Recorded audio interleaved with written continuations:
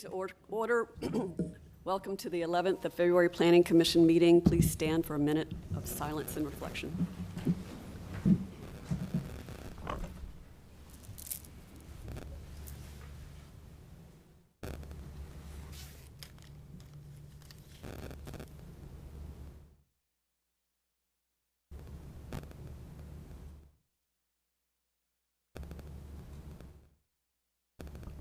Please be seated.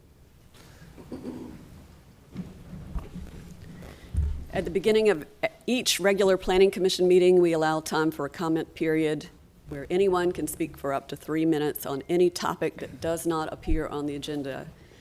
So this comment period will last a maximum of 10 minutes, regardless of the number of speakers. So if there's anyone here that wants to come forward and speak on anything that is not on the agenda, please come forward now. All right, seeing none, I'll move on. We have a change to the agenda. Is there anyone here who came to hear about Z4119 Millbrook and North Hills? The applicant has asked to defer that for 2 weeks, so we're not planning to hear that today. I hope you can come back in 2 weeks. Is that good? All right. All right, so we're moving that one off the agenda, and you guys can go on back to your day. Thank you. All right, so the two other items on old business are North Rogers Lane and Gresham Lake, and I want to remind everybody that we've already had public comment for those two items, and it will require a vote for us to hear more public comment for those from the applicant and from the neighbors. So let's move on and get into Z3919. Good morning, members of the Planning Commission. Z39, 1031 North Rogers Lane. This is a request to rezone from a PD to an MH conditional use. This case has been found to be consistent with the future land use map. There was a Southeast CAC vote on January 9th, and the deadline for your action is March 9th. Located in eastern Raleigh, near US 64, where it crosses the Neuse River, near the Wilders Grove Solid Waste Facility, and adjacent to the Kellum Wyatt Farm, which is a protected open space. Here's a closer view showing the boundaries of the Kellum Wyatt Farm. This land was purchased by Wake County. The easement is held by the City of Oaks Foundation, and both of those entities are presently working on a master plan for that open space.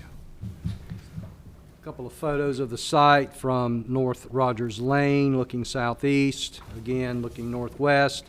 The Edgewater Place shopping center is across the street there to your right. Some other photos here. This is looking west from the curb of Rogers Lane, and through the tree cover there you can see that is where the existing mobile home park is located. This would be well north of the area where the buildings were occurring. And I show this photo because I did observe people walking through that area to access shopping and services from this area. Again, this is not part of the subject parcel.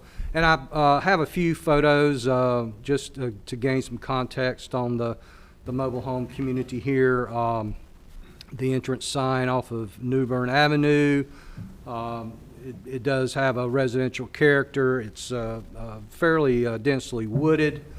And again, mobile homes, as I understand it, these homes are owner occupied and they rent the lease space from the mobile home community managers. This is the operations area, kind of at the lower end. You can see the recent rains, a bit of flooding there. Play area and a community facility joined with the offices there in the park. This is the long straightaway that borders the Wilders Grove Solid Waste Facility. There are speed bumps along the way. It is a very long and straight road that borders or accesses the mobile home community. And just a cultural phenomenon I noticed, you can go down this entire road and there are these clusters of satellite dishes, an ingenious way of getting the access there, I thought. The applicant has submitted conditions, revised conditions for this application based on a meeting with the community, and these conditions were submitted on time. Unfortunately, they did not get into your materials for this meeting. I believe Ms. Eason has distributed copies of those. And just very briefly to summarize, buffer areas have been delineated with a meets and bounds description.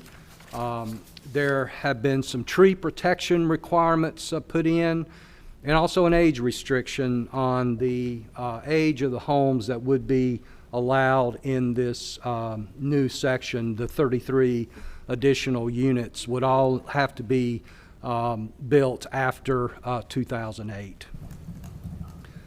Just a graphic illustration of the exhibits that are part of those conditions.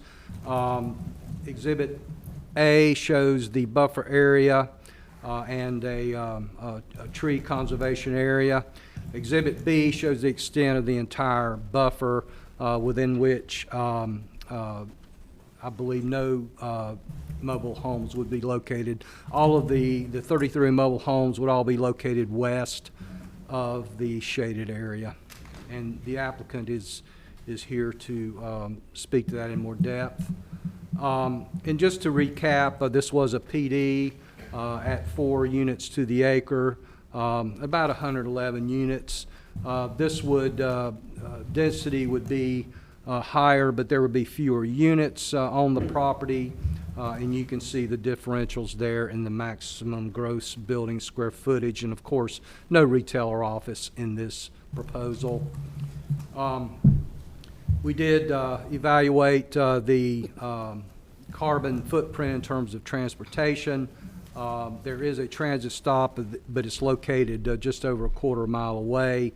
And pedestrian connectivity is limited, exhibited by the fact that folks do have to walk from the mobile home park to access the sidewalk. There are none within the mobile home community. And mobile homes actually are, on average, have less carbon emissions than single-family detached, and they're on par with townhomes in that regard. This does add 33 additional units to the housing supply, and again, it is within about a quarter mile walking distance of transit.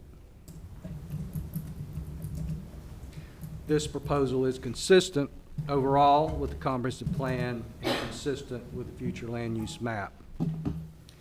And some of the consistent policies listed there, note policy PR 3.1, the Greenway Trail expansion. There is a capital area Greenway corridor that traverses this property, and in the future planning of the Kellam-Wyatt tract, there would likely be a Greenway connection there. And the single inconsistent policy we identified was due to the lack of sidewalks, as well as the inability or the difficulties of tying in directly to a public road. And with regard to that, the applicant has petitioned for a text change, and City Council has authorized pursuing that text change, and staff is developing that, and that would as I understand it, remove the requirement to have mobile homes, the requirement that they front on a public street. This would enable the applicant to construct private streets for these 33 new mobile homes that will connect to the existing private street network. As I understand it, tentatively, the text change is expected to come before you on the 25th. And I'll be happy to answer any questions regarding this proposal. So can you explain the implications of us not having the new conditions published with the rest of the agenda?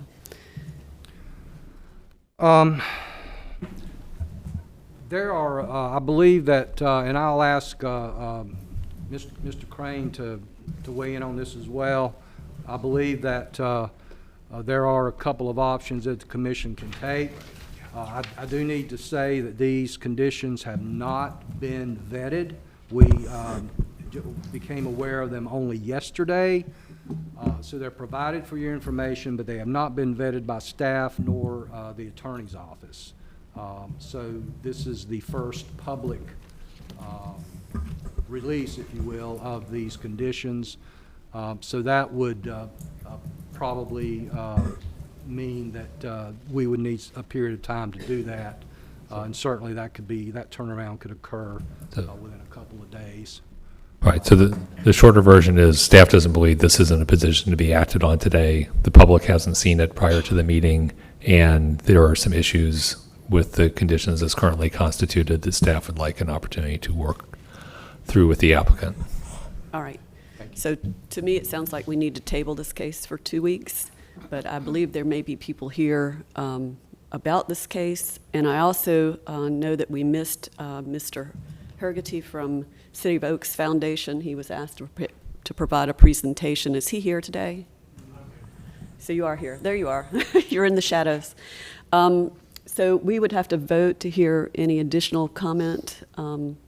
Do we want to hear from Mr. Hergety? Do we want to hear from the applicant? And do we want to hear from public that are here to speak? I think he's made time to come, yeah. Okay. As All have right. the So we need to, constituents, I'm sorry? as have the other people. Yes, that's what I'm asking. So I'm not sure he's not in the opposition or support, so we need to decide how to formulate our vote. So does anyone have a suggestion about how to do this? 5 minutes for the applicant, 5 minutes for Mr. Hergety, and 5 minutes for the opposition. Does that sound right? All right, does someone want to make that motion? I move allowing additional time, 5 minutes for the applicant, opposition, and 4 to speak on the case. Okay, all right. Do we have a second? Second. Second. All in favor, say aye. Aye. Any opposed? Okay, let's have the applicant up for 5 minutes and see if you have any response or concerns about us tabling this for 2 weeks.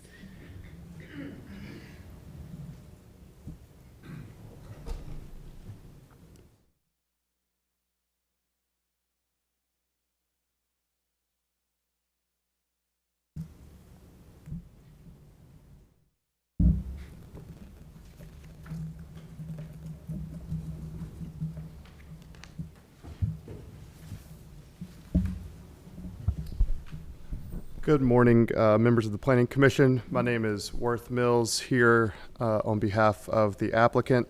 I've got a quick slide deck here that just kind of goes over the updated zoning conditions.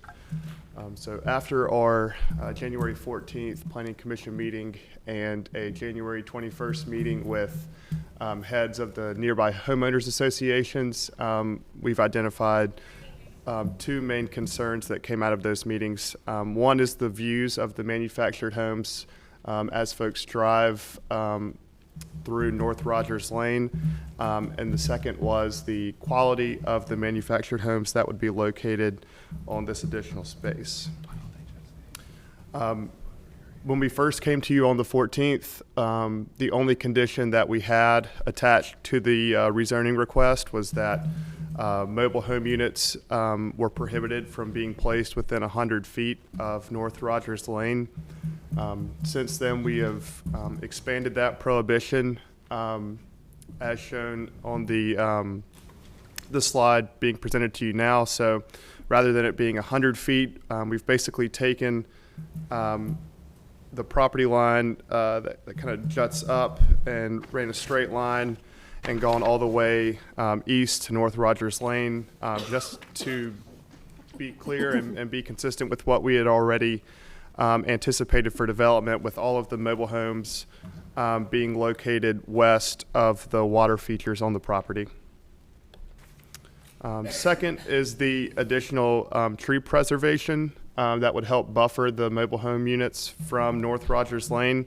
So this additional buffering would be in addition to any tree or to the tree conservation areas that would be required to be identified at site plan. Some of these areas may overlap, but we wanted to provide some additional coverage in the northern part of the site. We expect TCA primarily around the water features as the Zone 2 of a Neuse River buffer. But we wanted, the reason that we didn't expand this all the way to North Rogers Lane, and Chris will speak to this a little bit as well. We wanted the City of Oaks Foundation and Wake County to have a means of access off of North Rogers Lane through our site so that they could access the Keller Williams farm and further their goals for that property as well. This is the existing forested area at 1031 North Rogers Lane.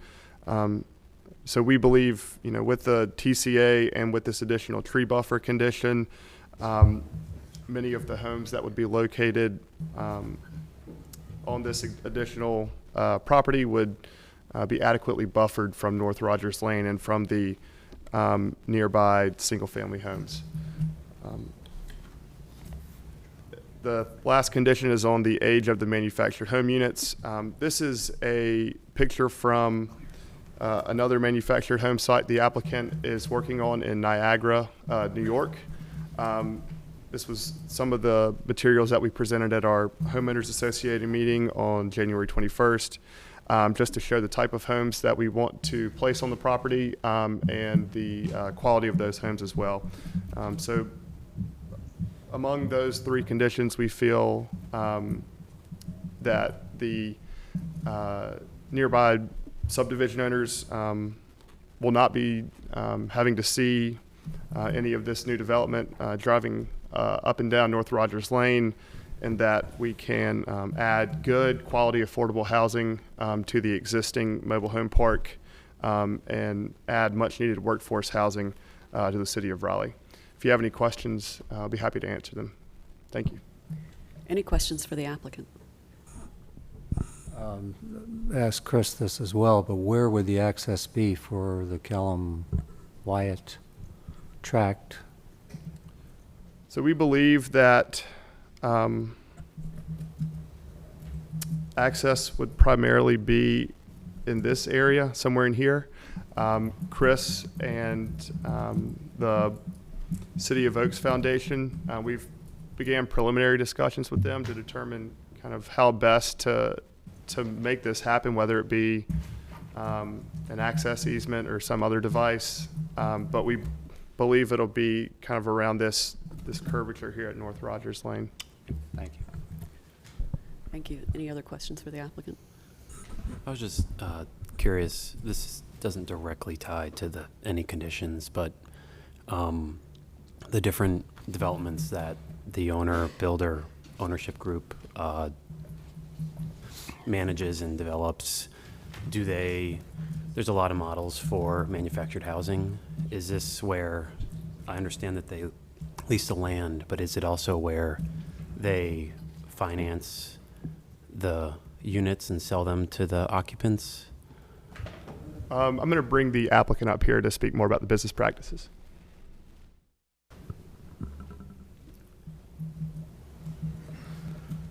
Hi, everyone. Kenyon Burnham, 8120 Bentwood Place, Raleigh, North Carolina, Could you 27615. speak a little bit more into the microphone? Yeah, Kenyon Burnham, on behalf of the developer, 8120 Bentwood Place, Raleigh, North Carolina, 27615.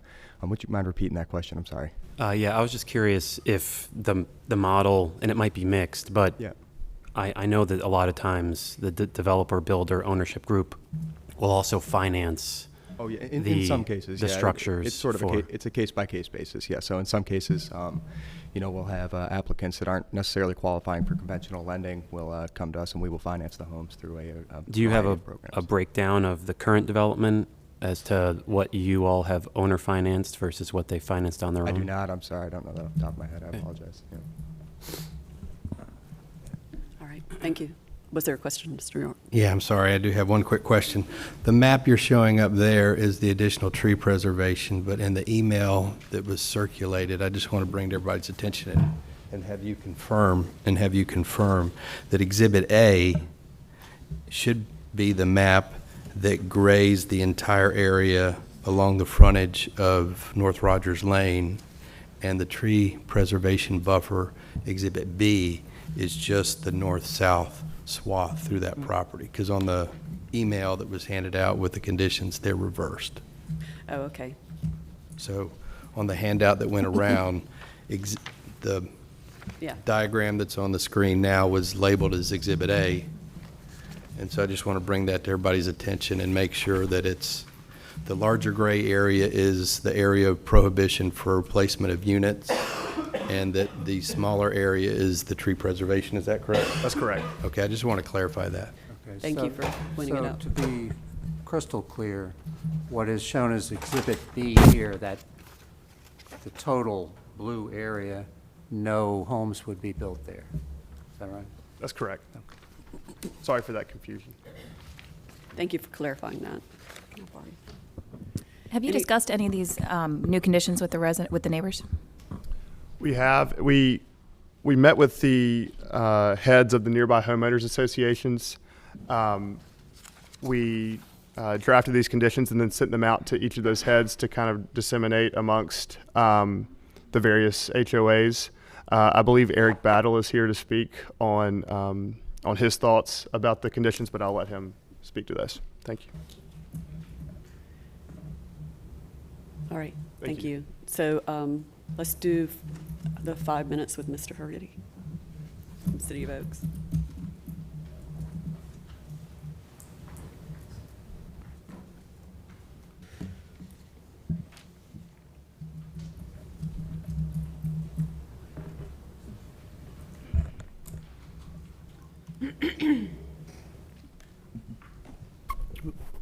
Hey, good morning, everyone.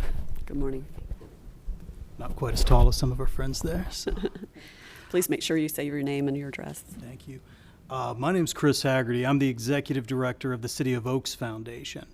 My personal address, 7729 Sandy Bottom Way, Raleigh, North Carolina, 27613. Thank you. I'm here not representing myself or as a homeowner of any interest, but representing the City of Oaks Foundation. Now, when this project was initially discussed, you heard, I believe, the applicant and some other people specifically mention the foundation. You don't see the City of Oaks Foundation before the Planning Commission very often. We're typically not involved in these types of transactions or projects. So I apologize if I don't use the right vernacular, if maybe I use a phrase or I go off topic, but I want to explain why I'm here and what our conversations with the applicant have been. I'm leaving this map up, but I had sent to the entire commission by public email some other maps. And I'm really here to talk about the property just south of the property where there's the proposed rezoning. That 49, I think maybe 59 acres is the Kellum Wyatt property. This is a private farm. It was outside of the city limits in a donut hole of county property that the foundation holds a conservation easement on. That is, the owners of this property wanted to keep this property protected as open space. They farmed here, farmed organically. They wanted to sort of pass that tradition down. They have all sorts of wonderful wildlife here. And to make sure this property is protected in perpetuity, they've donated it to Wake County. And the Kellum Wyatt Farm was one of the projects on the Wake County bond referendum that just passed. And we have just started the master planning process for the park. We're in the early stages, but I believe this is going to be a wonderful amenity for the entire community. The problem that we have, and I apologize for coming late into this process, we don't own the property, so we're not notified when there's a development. Rather, we hold the conservation easement over the property. So we found out about this after a lot of the public meetings had already gone on. But our concern is that this property directly impacts the environmental conditions in the park. You see the wetland there. I had emailed all of you, and I don't know if I can pull it up, if I'm allowed to pull it up on iMaps here or not, but the stormwater system.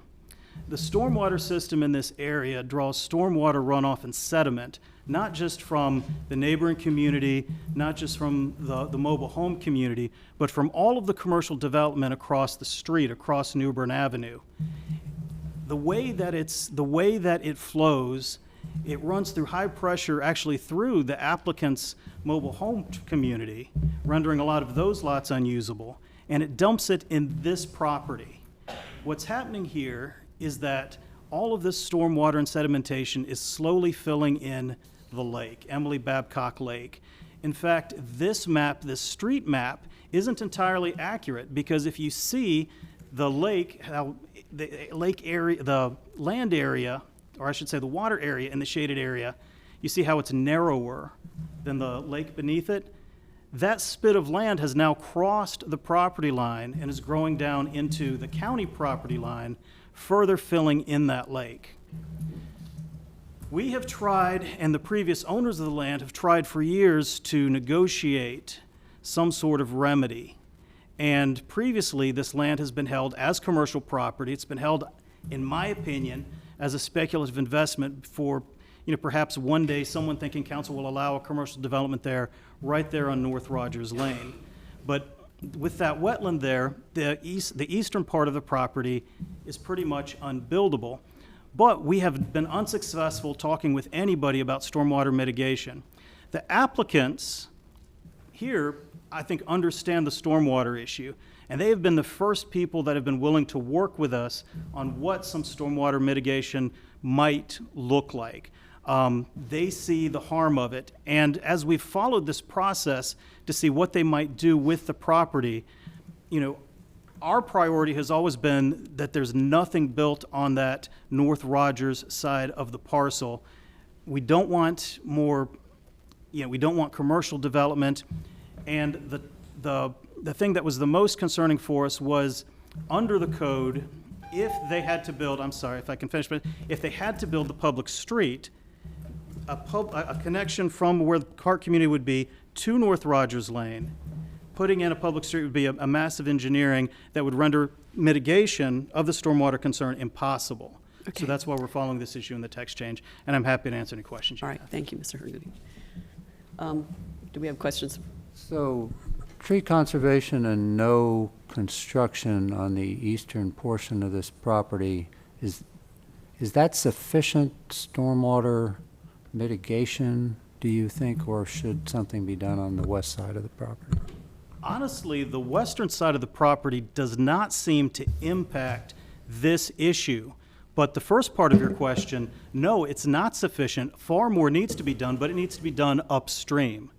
Both the applicant and the county property are extremely negatively impacted by the stormwater runoff coming from other developments that you all, not you directly, but that the city has been approving on the other side of New Bern Avenue. The proposed Raleigh Beach Apartments, for example, the development that's going in up there, again, increases stormwater runoff, increases sediment, and in fact, an expansion of the sanitary sewer is going to have to come down that same property, this one that's under proposal now, and through the conservation easement protected property, where they're going to have to come in, tear up the property to put a proposed sanitary sewer expansion in. Tear up this property? Mm-hmm. Any other questions for Mr. Hergoody? All right, well, let's move on. Thank you. Thank you. Thank you for your presentation. Let's move on to the opposition. We've given you 5 minutes. We haven't structured how many minutes per person, but it's 5 minutes total. So if there are more than one person who wants to speak, please make sure you leave time for our other folks. Photos, would that be able Can someone help him with the photos?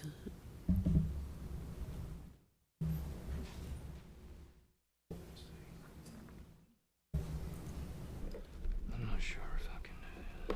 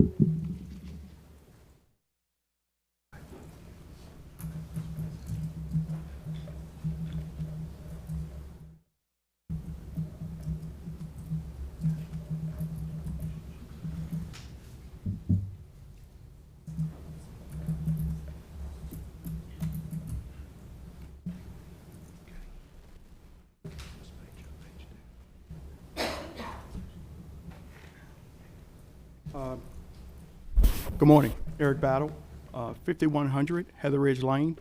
I represent Anderson Point Homeowners Association. I also represent Village Lakes, Summers Place, Waterford Landing as well. That's a cluster of HOAs that we have along Rogers Lane. It's about 6 communities in total. I sent all of this to the commission yesterday via email.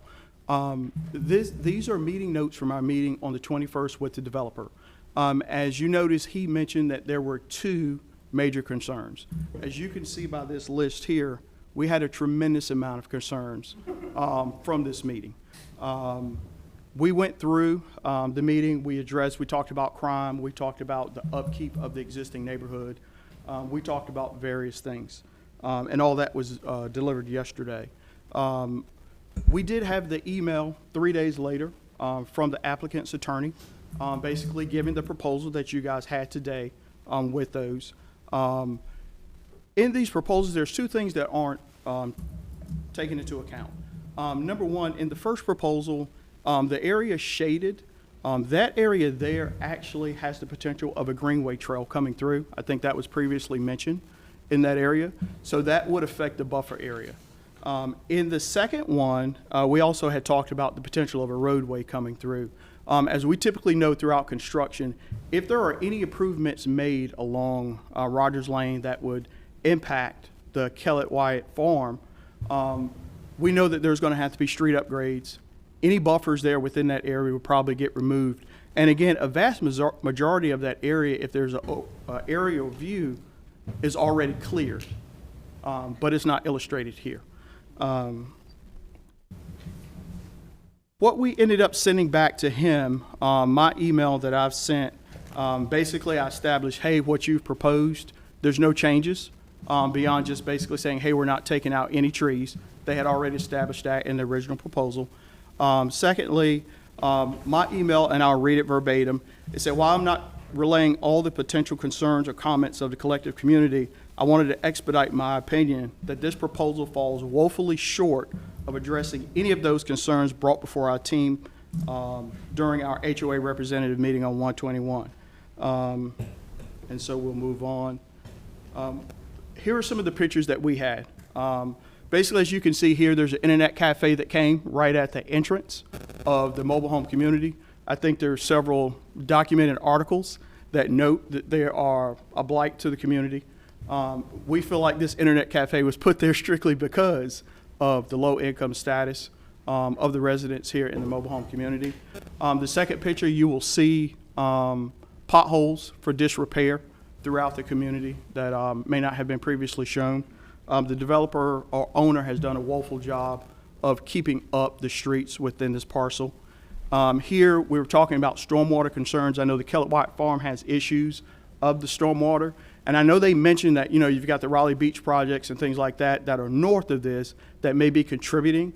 However, those projects just started, and there hasn't been a vast majority of construction recently.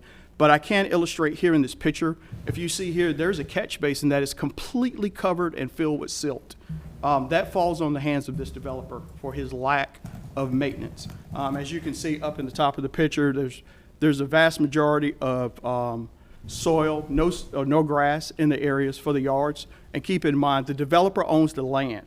The homeowners only own the trailers. So with that being said, this is the developer's responsibility to maintain erosion control, which he has done a horrible job at. And I think that has contributed to some of the issues that we have. I'll move on. So downstream of this, and I know he talked about the Wake County possible lake, but we also have two lakes. 3 lakes, actually. We have Turfgrass Lake number 1, Turfgrass Lake number 2, Turfgrass Lake number 3, that is a part of this vast community. As you can see, they're both beautiful lakes. However, if you go upstream from this lake, this is where the trash is collected at the mobile home community. As you can see here, we've got all types of trash right at the water's edge. And this is the stream that not only feeds the Kellett Wyatt farm, this is the stream that feeds all these lakes downstream. As you can see, we've got paint cans in the second picture, all sorts of hazardous material sitting right there. Absolute lack of maintenance by the developer. I've also got timestamps on these photos. You can see there's shopping carts that are over here from the adjacent shopping center, from the Food Line and Aldi Shopping Center. The second picture, I couldn't believe my eyes. It's an actual meat package that is sitting there in it.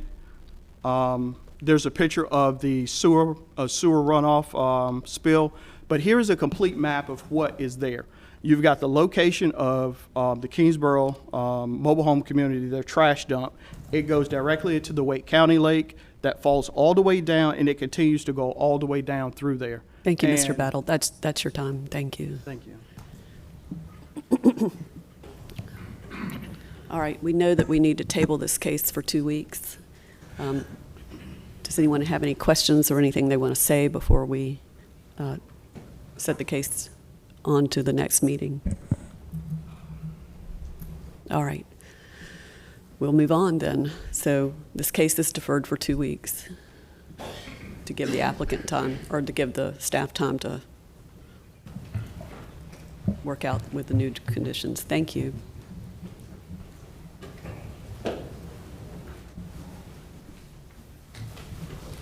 So how many people were here in opposition to this case?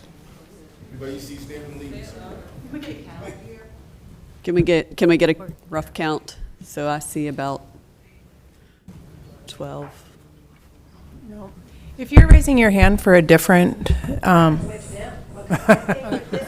enough. Okay. Okay. That's Sure. fair. All right, thank you. Thank you.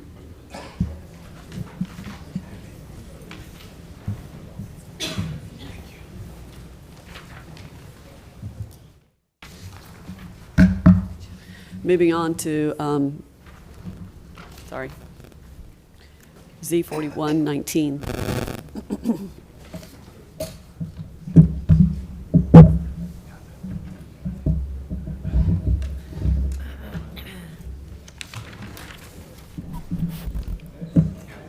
Good morning.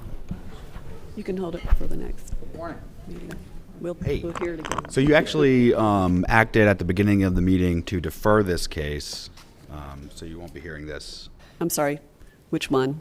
Z41. I think we skipped ahead in the agenda. Hang on, so, oh, sorry, yes, 41 is the one the applicant asked to defer, so we're moving on to Z44. That's correct. Yes, sorry. I got my 40s mixed up and the agenda wasn't in front of me. So, Gresham Lake and Litchford.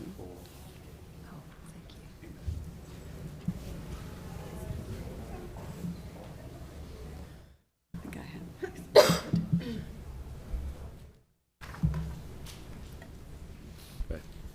Good morning. So this is a request that you had seen a couple weeks back. It's at the intersection of Gresham Lake, Nichols Road, and Litchford Road.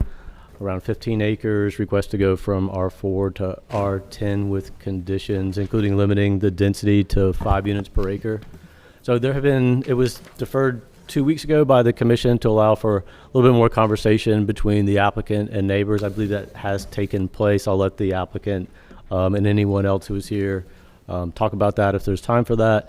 There haven't been any changes to the conditions, at least that were submitted in time for Planning Commission review. We do have a new set of conditions, but as with the previous case, in order to review and act on those, we would need to defer for 2 weeks. I believe the applicant can speak to that, the new conditions a little bit more directly. But otherwise, I don't have an update on this. I'm happy to take questions if there are any. Are there any questions for staff? All right, so this is again is one of those cases where we've already heard from the applicant and the public, so we would need to vote to hear again, and I believe we have people from both sides that are here to speak. So what's your pleasure? So can I move, I will move to give each side 5 minutes, applicant to talk about these conditions and the community to respond, I guess. Thank you. All right, thank you. Please come forward. That's a motion. Oh yeah, wait, sorry. Second. We need to take a second. Second. All in favor, say aye. Aye. Any opposed? Okay, please come forward. Sorry. Madam Chair and Planning Commission members, Beth Trejos with Nelson Mullins, 4140 Park Lake Avenue. Yes, as staff alluded, we have been busy since your last meeting. The neighbors were very kind to come to my office on Saturday, February 1st, and spent several hours talking with us, and we appreciate the time that they spent. We heard, we had a dialogue, we heard a number of concerns. We made changes to our conditions based on those concerns. And I know a number of folks were not here at the last meeting, so I'm probably going to go over all of the conditions, and I apologize for the repetition. The handout that you just received is the latest version of the conditions. It's two-sided. So existing conditions were a limit to no more than 80 dwelling units, which is a density of about 5.1 units to the acre. The apartment building type is excluded. We had a 10-foot buffer that ran along this area, and the neighbors, I'm sorry, that ran along this area, and the neighbors asked that we continue that buffer so that it would run here, which we did. They also asked that we include a fence in the condition, which we did. In addition, we included a condition that no dwelling unit would be located within 50 feet of the neighborhood here. And this would provide a similar distance between homes to the folks in the Nichols Landing neighborhood as exists in the folks on the county lots here. We also provided a commitment in the conditions that there would be a buffer along Nichols, our frontage with Nichols, for this length of the property, that would be 10 feet. And a commitment that in addition to building the sidewalk that we're required to build on our property along Nichols, that within the right-of-way, we would extend sidewalk to where it intersects Carruthers on our side of the street. I apologize, my fat finger makes it look like it's on the other side. And there's a stoplight, or not a light, a three-way stop here, and that would allow folks to cross over and use the sidewalk that exists here. So there would be a continuous access to sidewalk up Nichols. We were not able to meet with the folks from transportation until Friday, so that condition 7 wasn't added until Monday morning. We did send copies of the conditions 1 through 6 on Friday night to our neighbors, and number 7 yesterday, because it was just finalized then. As you may remember from our last meeting, this does meet with the future land use map. What we are proposing in the zoning would allow homes that are detached or attached. I think, we are not proposing $600,000 large lot homes, something that is more affordable, but that we think will fit in with the neighborhood. Another condition that was previously offered requires that at least a third of the site be open space in some form or fashion. So it's relatively low density. It's compliant with the comprehensive plan and the future land use map. We would reserve our remaining time and ask for your support. We understand we need the 10 days, but All thank you. right, thank you. Anybody else to speak on the behalf of the applicant? Okay. We have 5 minutes for anyone who would like to speak in opposition.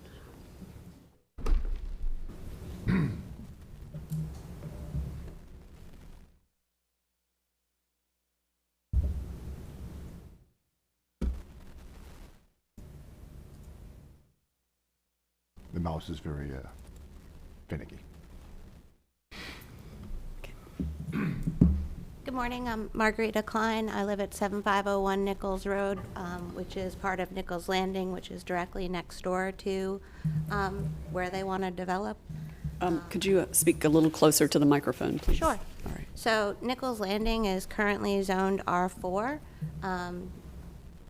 Our neighborhood is here. This is the area they want to develop. I have a better map next.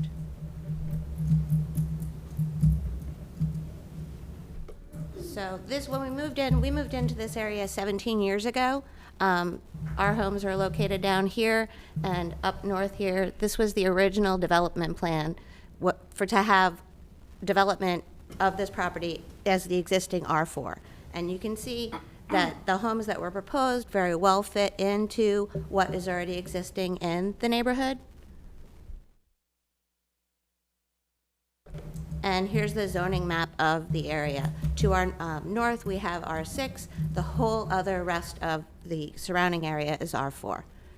And so they want to develop, they want 5 houses per acre, but never once did they suggest zoning at R6. They went straight to the R10, and we've never understood this, and we've asked them to explain why, and we don't know, so it's R4, it's R6. Propose R6, and then have it fit in with our existing neighborhood. So again, this is from Raleigh Maps. And then this is, based on what they've said, this is what an R10 looks like in our neighborhood. And it doesn't fit. I know nothing about law. I'm a molecular biologist. I'm not in real estate at all. But when I go, I see things like spot zoning. And if it's inharmonious, then it's not with the land pattern use. And you look further, and this is unreasonable and supposed to be illegal. Like I said, I'm a molecular biologist. I have no idea. I just know our community is R4. It was supposed to be developed as R4. R6 would fit in, but they just want R10. Thank you. Thank you. So, yeah. So actually, I'm going to ask staff to respond to why R10 is being requested here, conditional use, because they can explain why R10 versus R6. Oh, I know. Okay. All right. But that was your question, right? Your question was why R10 instead of R6? Well, originally they said they were going to build detached homes there, and then they told us, oh, wait, they're really technically going to be townhomes, but only because Raleigh has this thing that if they're attached homes, they can't call them single-family detached homes, and because it's the product that they want to build. They didn't say they want to build homes. They said they want to build a product. So this has been explained, but it really doesn't, the explanation I find insufficient. I'm not dumb. I get what high density is. All right. But I just wanted sure, you to sure. have the understanding why they were asking for R10 conditional use versus R6. Absolutely. All right, thank you.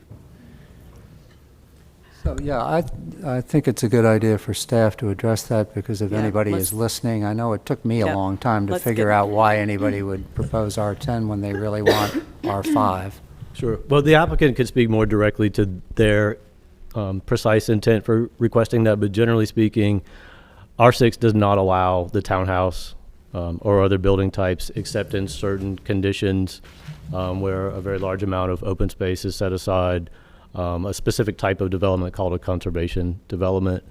And even then, it only allows a percentage of the units on a given site or development to be townhouse units. So if the intent is to purely develop a site with that townhouse building type, then R10 is the zoning district that is the only zoning district that would accommodate that without moving to a mixed-use district.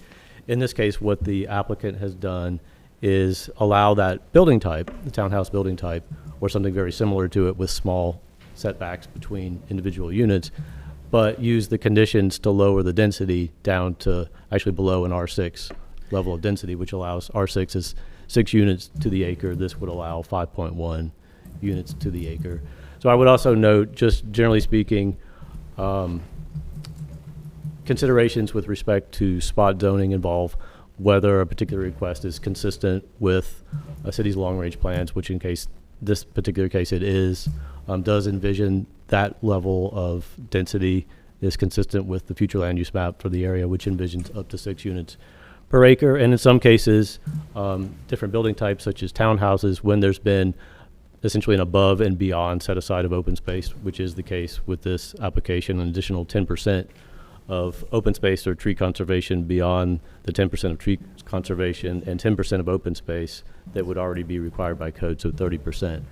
Also, the context of the area does include R6 densities adjacent and building types similar to what would potentially be developed here, also in the vicinity.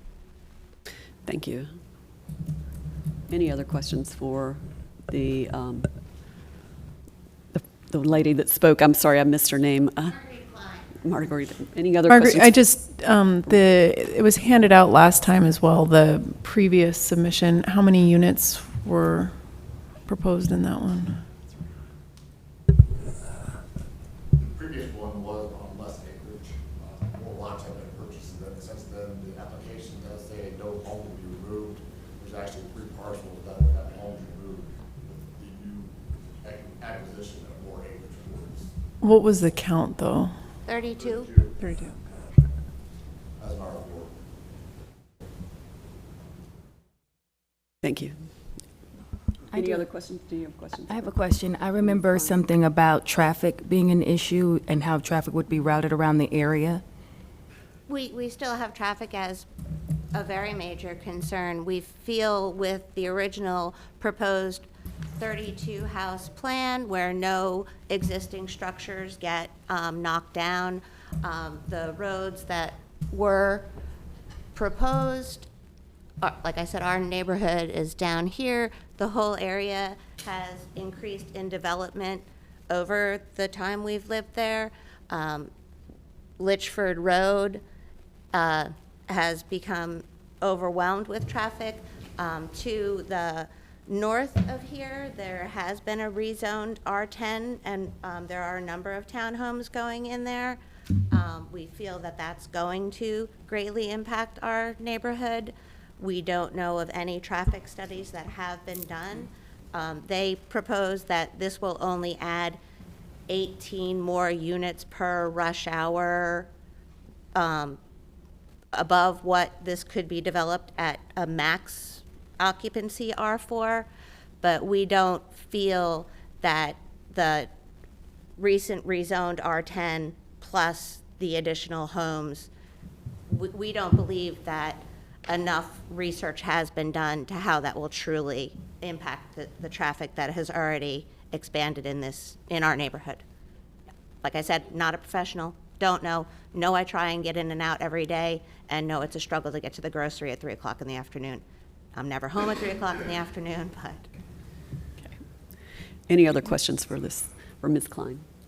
Well, it's more so a question about the whole, with the development, because if memory serves me correctly, the last time you were here, the question about traffic came up and you responded that was the first time the developer said that was the first time that you had heard about it. And when we were looking at the various ways that traffic could be streamed throughout that project, I thought that would be more of what we would hear today when we were talking about when you talk to transportation and not just sidewalks.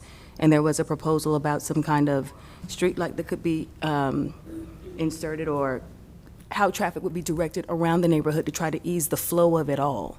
So I'm more so surprised that I'm not hearing that today, or response to that. Ma'am, my name is Martin Leary. I'm going to try to address that. Your specific question about traffic has not been addressed. Through our meetings, Go ahead. There was nothing that brought up other than trying to alleviate the problem along Nichols. The rest, Grisham Lake Road nor Litchford Road was addressed during our meetings. Therefore, I would respectfully say that nothing's been addressed to that. Your earlier statement about the shock that the applicant mentioned that this was, the last meeting was the first time that traffic had been addressed, was a misstatement. Where since the first meeting that we had back in March of last year, traffic has been an issue that has always concerned us and was the primary reason for a lot of people showing up to the first meeting. Okay, thank you for that clarification. Yes, ma'am. Is that everything you wanted to share with us? Not really, if you don't mind. The You have- applicant. You have 2 minutes. 2 minutes? 2 minutes, Okay. 7 seconds. 2 minutes, 7 seconds. The applicant mentioned that, they weren't going to build $600,000 homes because they weren't affordable, but they were going to build $400,000 homes. $400,000 home is, who can afford a $400,000 home? Just back the napkin financing is that you have to have an income of roughly $100,000. The median income for residents of Raleigh is $68,000. So you're going to have to bring in 80 people that has an income over $100,000 just to afford these houses, or you run the risk of overpopulating or oversaturating the housing market there. Enough, so just, I would like you to consider that in your decision. The second part of this is, who does this really, in the absence of justification from the developer, is that who's really benefiting from this? A difference between 80 houses to 62 houses in East Carolina math is roughly a $1.4 million benefit to the builder, not to us. And how do I come about that? If you ask me, I'll be glad to tell you. The tax rate for the benefit of the city. Who does this benefit? If you agree to 18 additional houses, you get the city of Raleigh earns $72,000 in additional tax revenue. Based upon the city budget of $1 billion, that's 72 millionths of 1% benefit to the city. So once again, and on top of that, $72,000, how are you going to match the benefit that the builder's going to get? That's 19 years that you'll have the same payback on that. So once again, absent justification, which we didn't receive in Saturday's meeting, which you guys haven't been provided yet, I just don't see how we could vote to have this generated to an R10. Thank you for your time. Thank you. I hope you have a great day. All right, thank you. So we only have 19 seconds left on the clock if anybody else wants to just jump up and say something quick. So, all right, you have come up, you have 19 seconds. If you don't finish a sentence, you can probably stretch that. We'll let you finish the sentence. So my name's Tanya Luder. I'm at 2413 Carruthers Court, so I live right in the cul-de-sac. We did have a meeting on Saturday, and I'm just going to reiterate what my neighbors have said. We never address the immense amount of traffic that's already going through Gresham or Litchford. We talked about Nichols. There's talk about there's a three-way stop sign that's probably within the past year and a half been put up. That's your time. Do you want to finish that sentence? Do you want? We never address traffic concerns in our Saturday meeting. All right, thank you. So Ms. Trejos reserved, I think, 1:17 to respond. Yes. Just briefly in regard to the traffic issues, we did, what I said at the last meeting that we hadn't heard at all was the city's desire that we consider a turn lane. So we met with transportation staff on Friday. We put out some various ideas about installing a four-way stop at our driveway and installing perhaps a pedestrian access way across Nichols, which was identified to us as an area where there's a lot of cut-through traffic. Those things we were not encouraged to pursue those by transportation. I will tell you, there is so little traffic being generated by this that no traffic study was required by the city. From a justification perspective, there is need for more housing of varying types and styles in the city. This is providing that, something that is mildly different than what exists in the area and allows for additional housing stock. It does comply with the comprehensive plan, which is the barometer for whether something is appropriate or not in an area. So we believe that's adequate justification to support this case. Thank you. I have a question for Beth, and this map is actually sort of useful for it. When you were talking about a four-way stop, it would have connected to Big Sky Lane, which is right there. Right. So I'm going to ask Jason Myers this question as well. Why is that not? That seems like a good solution to slow traffic down on Nichols. And I don't understand why that can't be done. And I'll let Jason answer. What we heard in the meeting was that that was something that was probably not appropriate for a zoning condition. And I'll let Not you. for a zoning issue. Yeah, without, excuse me, without a little bit of actual engineering work there, and also given that Nichols Road is an NCDOT street, we don't think it's appropriate to have a zoning condition require that. I do think that it may be appropriate and could definitely be looked at that time. And I think it's something that we thought, from the feedback we heard, we would be looking at through a subdivision plan, but not as a rezoning condition.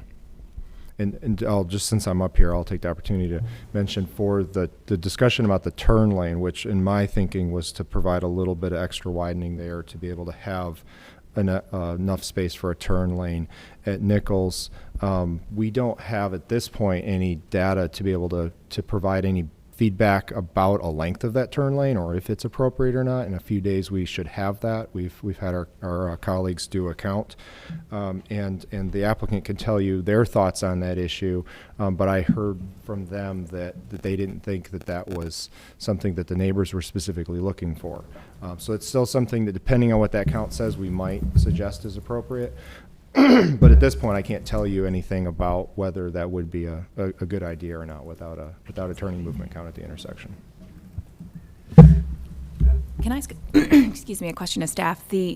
On the traffic question, you know, the only, we've heard that there are some complaints about traffic, but the only study that I see is our traffic impact analysis provided by staff, which identifies that the new proposed rezoning with conditions would increase trips in the morning peak hours by 13 trips and in the evening by 18 trips, and summarized with the impact identified as a small increase in trips.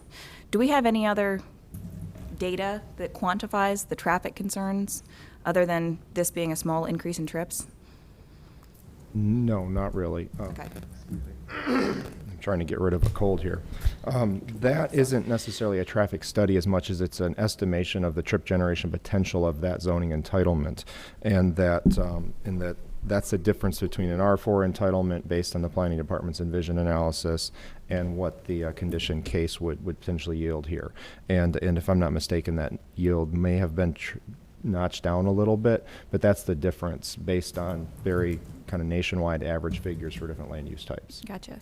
But so the other concerns about traffic we don't have, because the study was not commissioned by the staff or required in this case. Right. We don't have any more data to we do this quantify partly individual concerns. to find if something comes to the threshold of needing a traffic impact analysis. And on two-lane streets, that threshold is a net of 100 vehicle trips in an hour, and on a bigger street, it's 150 vehicle trips in an hour, so this isn't really near that threshold. It is allowed in the street design manual that if Planning Commission or City Council want to require a TIA, that is one of the things that can be done if that's a concern. It would help the Commission and City Council make their decision. Thank you. Okay. You want your 18 more seconds? Say something really quick with my Okay. 15 seconds. I would just point out that at the meeting, we asked specifically about Jason's question with regard to turn lanes from Nichols onto Gresham Lake. And what we heard from the neighbors was that, no, that would not be helpful because the pavement is wide enough that folks are using it as if there were those turn lanes. So after that, we didn't pursue that any further because it wasn't an accommodation they would appreciate. So, okay, thank you. Thank you. So, any other questions? I have a clarifying question for the applicant. At one point, I think it was a mistake, but you mentioned apartments, but these are going to be homeowners. Right, so what is in the conditions is an exclusion. The apartment building type is not permitted. So while that would otherwise be allowed in the R10 district, it is not going to be permitted in this district. Okay. If you don't mind, I also did try to do some research on the applicants to see if I could find any, I don't know, historical reference of existing product type or anything that they've put together. And I couldn't get any detail on these particular investors. They seem to be essentially shell companies with, I don't know any quality, like history. My client is MI Homes, MI and we Homes. have shared with the neighbors, which is a national home builder. They are not the owners of the property. They have it under contract, and if it is rezoned, we'll proceed to purchase it. We did share with the neighbors that the product that we're proposing for this site is existing in Apex. I don't recall the subdivision name, but we did provide that information to them, and I can certainly have it, email it to y'all if that's of interest to you. That would be helpful, I think, if we're looking at what is consistent with the surrounding neighborhoods to make sure that it kind of keeps the integrity of the neighborhood. Sure, I'm happy to I'll email the entire commission the specific subdivision in Apex. All right, thank you. Do we have any other requests of the applicant before we dispense with this case and move on? I'd like to make sure we ask for anything that we might want to know about prior to the next meeting. We very much hope you will be in a position to vote on this at your next meeting. Sure. Anything else? Well, just procedurally, if it turns out that a four-way stop is possible at Big Sky Lane, is it possible for the applicant to, as part of the rezoning, agree to pay for that? So Bumper, rumble strip or some other pedestrian crossing? I think in terms of the subdivision review, that's typically where we see the specific requests from staff relative to road improvements. And we would expect that, staff will tell us what they need for us to do at that time. I think what I understood from staff was that, until the specific engineering is done, they won't know for certain what's appropriate. But we will, in that subdivision process, we will do what the city tells us to. Okay, yeah, thank you. Thank you. All right. Thank you. So we're going to hold this case for 2 weeks and hear from the conditions. And if there's anything more that anybody involved with this case would like to share with us, please do get in touch with us via email or reach out to any of the commission members that you'd like to talk to. So thank you for coming out today, and we're going to move on to the next case.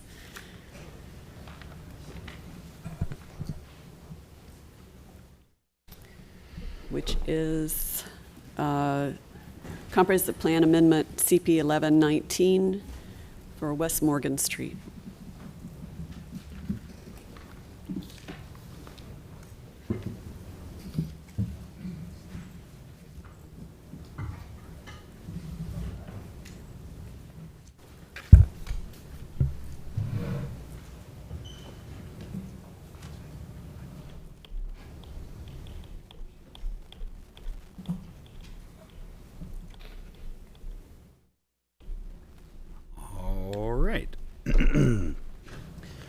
So CP 1119 is a request to amend the street plan. The street plan is a document in the comprehensive plan that identifies the type and location of new streets in the city. And so the request is to remove a section of planned street. This shows the street plan today. It extends West Morgan Street to Ash Avenue here. And the request is to remove the section from Wakefield Avenue to Ash Avenue here. Now, the different colored lines on this map correspond with different types of street. The type of street planned there is the Avenue undivided street. And so this street has a travel lane in either direction for motorists, a travel lane in either direction for cyclists, sidewalks, and planting areas. This is a look at the context of the request. So this is West Morgan Street, and the extension would come somewhere here. There is commercial and medium density residential uses in the area. This is Hillsborough Street. This is the train track kind of bordering the area. And so I'm going to stop here for just a second and talk about how streets in the city get built. It happens in one of two ways. One, the city owns property and they design and construct streets. The other way is that streets are identified on the street plan and underlying properties are redeveloped, and those property owners construct the streets. Now, the state gives us the authority to require construction of new streets, but the city can also be responsible for financially contributing to that design and construction. And how that's determined is the amount of traffic impact that the proposed development produces for the need of the street. And so this diagram shows a pretty good idea of where the alignment of that street would be. And the property currently houses 100 or so apartment units. And you can see here that the apartment building and the street unlikely can coexist on the property. And so if a street was constructed here, these orphan parcels would be left for redevelopment. And it's unlikely that the development of those properties under the 3-story height limit that is currently there would generate a traffic impact high enough for the city to require the property owners to develop and create the street all to themselves. So that is to say, the city has a pretty big role in the construction and design of that street. So there's a couple of things to consider from a policy perspective. The comprehensive plan, of course, has policies that say there should be better interconnectivity and bicycle and pedestrian connections throughout the city to serve future development. There are also policies in the comprehensive plan that say existing housing should be maintained, and there's a need for an affordable housing product citywide. And so we think if the property is redeveloped, that these are the areas that would be maintained. There's a high likelihood that the city would bear a high financial cost in bringing that street to fruition. And so I think that's a financial decision that the city council will ultimately decide. They make the budget every year, but it's something that you should likely consider in your deliberations as well. Again, it's inconsistent with the comprehensive plan, which says the city should have more streets and more connectivity throughout generally. The request is consistent with policies to minimize displacement and preserve housing. And you can see that eliminating the street would be inconsistent of these policies. Your deadline for action is April 14th. There was a CAC vote. The CAC voted in favor of the request to remove the street in a vote of 28 to 10. With that, I can answer any questions. I know that the attorney's office is here and can help maybe talk a little further about the city's financial contribution to realizing the street. Okay, thank you. Before you leave, are there any questions for Mr. Clem? So, if I understand this correctly, and I may not, can you go back to the map?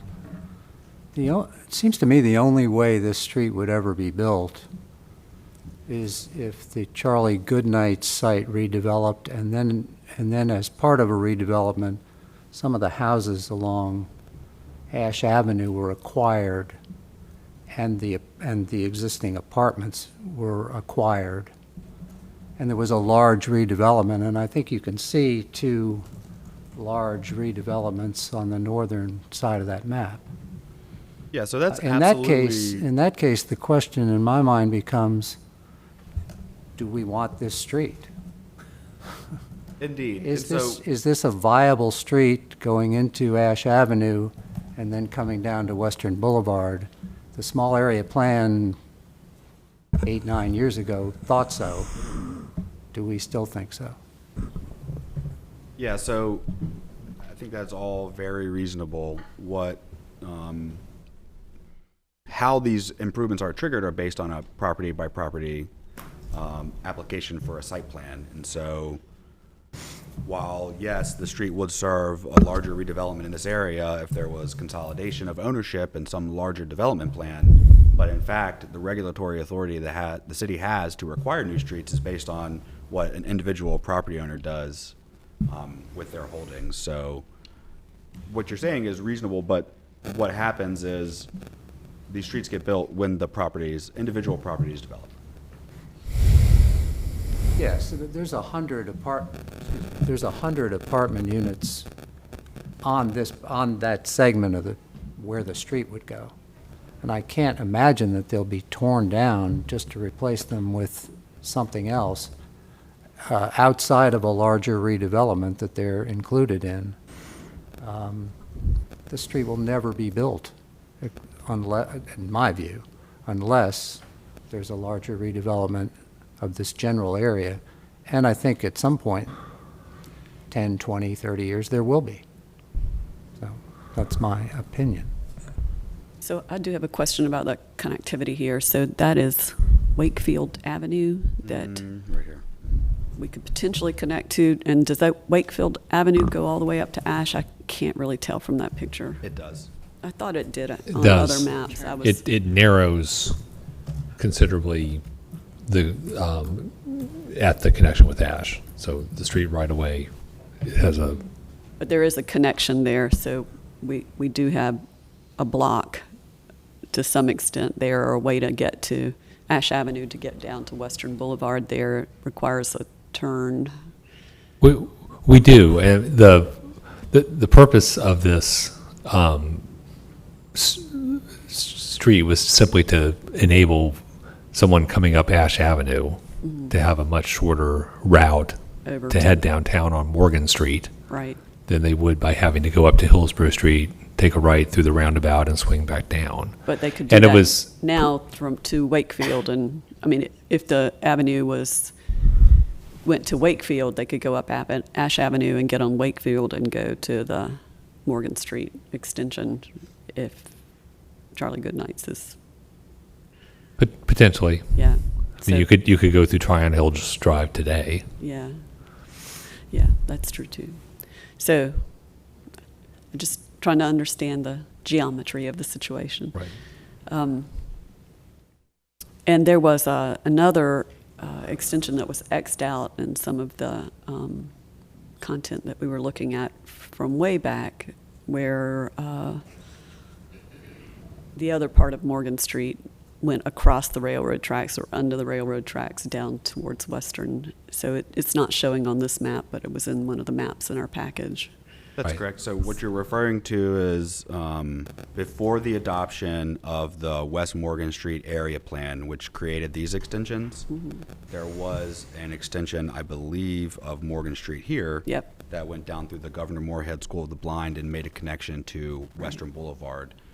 The adoption of this small area plan traded this street for this one. Okay. And so that was part of the transactional decision the City Council made when they Gotcha. adopted the plan. I just kind of wanted to get that on record for here too. Thank you. Yep. All right. Any other questions for staff at this point? If not, we'll bring up the applicant. Okay.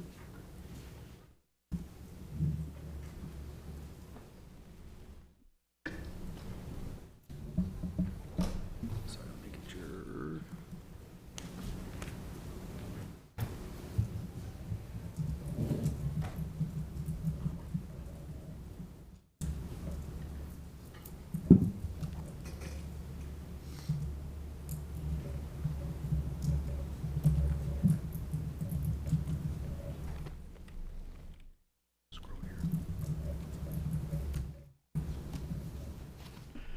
Madam Chair and Planning Commissioners, my name is Tom Worth, Jr.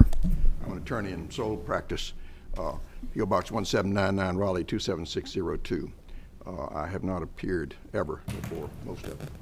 I don't come here very often, but I do come when the need is there or here, and it is today. Basically, in August of this year, I was contacted by the owner of this property asking, would I please undertake this case? I said, I'm not going to touch this case until I go and view the apartments. I had seen them in 2016 when I was involved in the previous case. And they were in deplorable condition. I'm not at all sure about the nature of the residents who were there, but it was a bad situation. So I said, I'm not going to touch it unless I approve it outside and in. And also, I look at the police reports to know that this situation has improved significantly. I did that, and I looked at it. I've never held this connector in very high regard from a planning standpoint, and so I said, I'll take the case, and that's what I did. What I found out as I got into it, aside from the threshold question about the improved conditions there, inside, out, and with the clientele, was that my client, 211 Ash Avenue LLC, had put together an ownership of 19 condominium owners. 100 units has been indicated, 19 owners, condos. You can imagine that there was less than well coordinated effort to keep these in good order. So I did proceed forward initially in connection with the recent reevaluation. The value of this property in 2016 went from $2,031,700 to $6,161,100. That's reflective in part of the fact that my client paid over $50,000 a unit in collecting the ownership into itself, into its LLC. So that's what I saw when I got into it, after I was into it. I filed this case in November of 2019, almost to the day when I filed a case trying to remove this entire leg from West Morgan to Ash. 3 years, almost to the day, I filed that case in 2016. Ultimately, that case was not successful. The Planning Commission rejected it in January of 2017, and the Council in February of 2017. The reasons cited revolved around the east-west connection.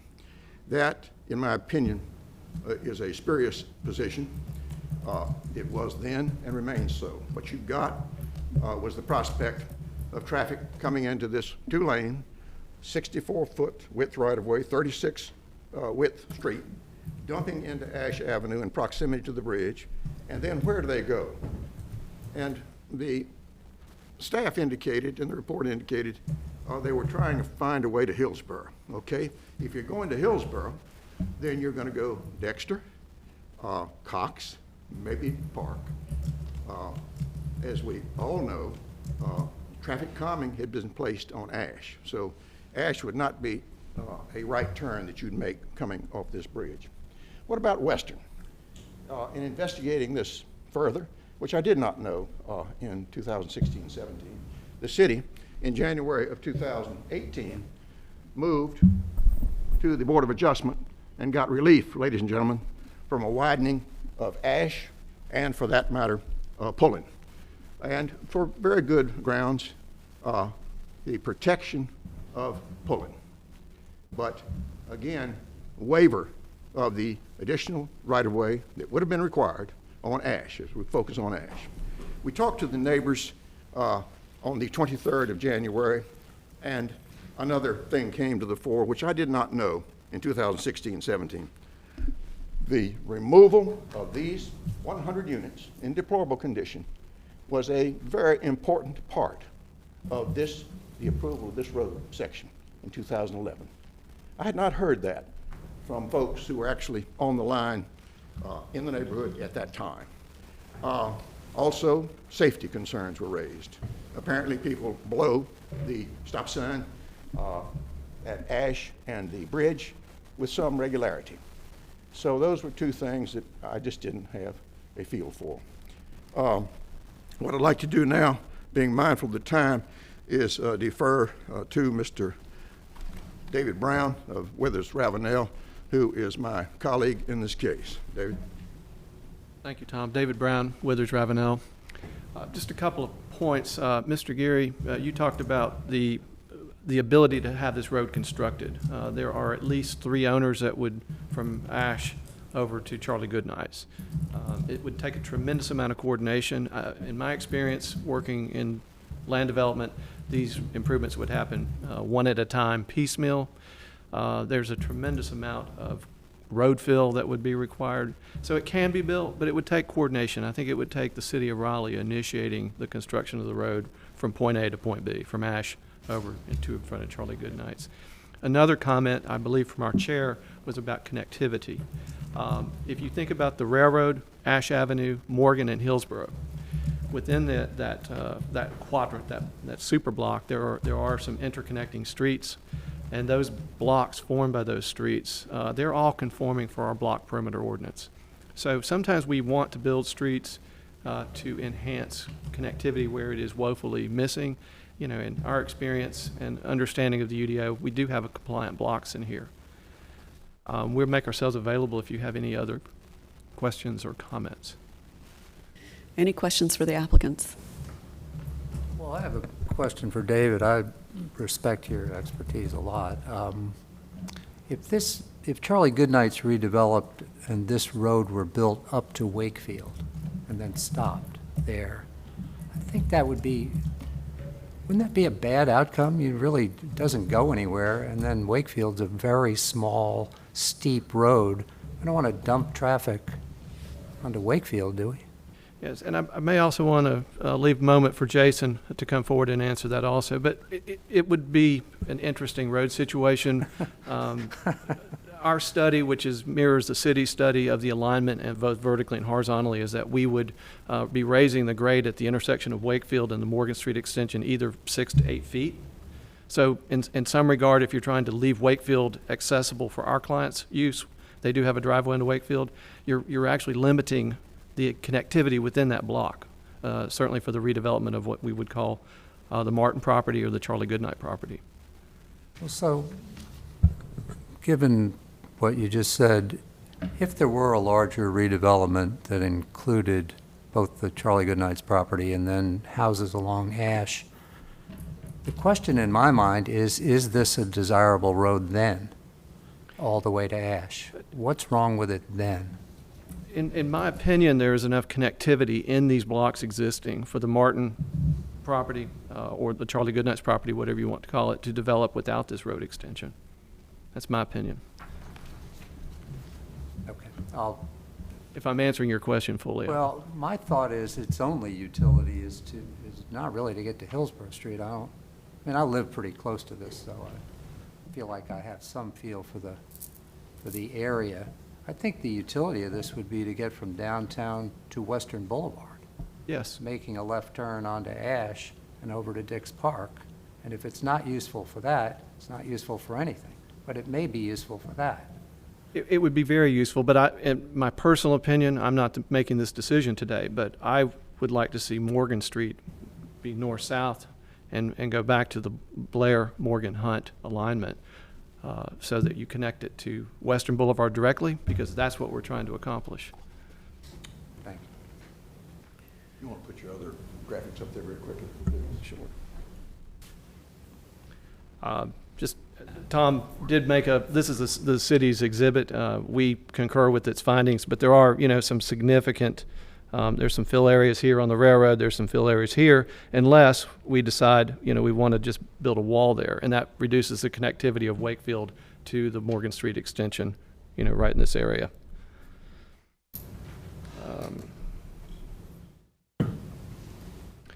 The other thing we just want to briefly mention, there's a tremendous amount of grade change in here. As you undertake consideration of this road, we're at 334 elevation at the belly of the road here.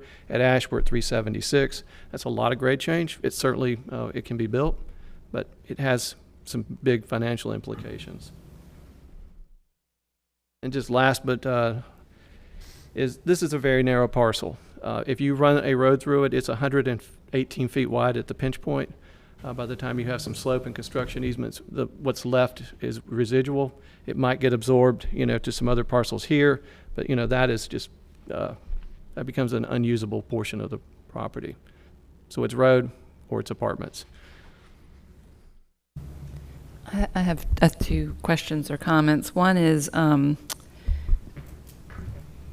know that the connection to via Morgan, building a new bridge to Western, was nixed when the small area plan was developed, but I don't have a recollection of that process. But I do have some concerns about funneling traffic past the park. I'm not sure that that's the best place for it. There's a lot of connectivity, pedestrian connectivity involving children and young families, and perhaps that alignment up from Morgan would actually be a safer route, although probably a lot more expensive.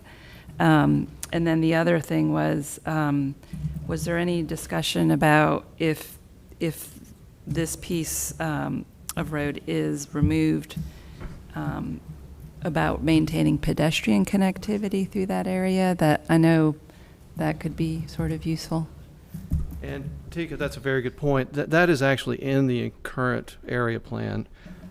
There is a pedestrian linkage that runs parallel to the proposed road linkage. We're leaving that intact. I think it's a great idea personally. Okay, thank you. Do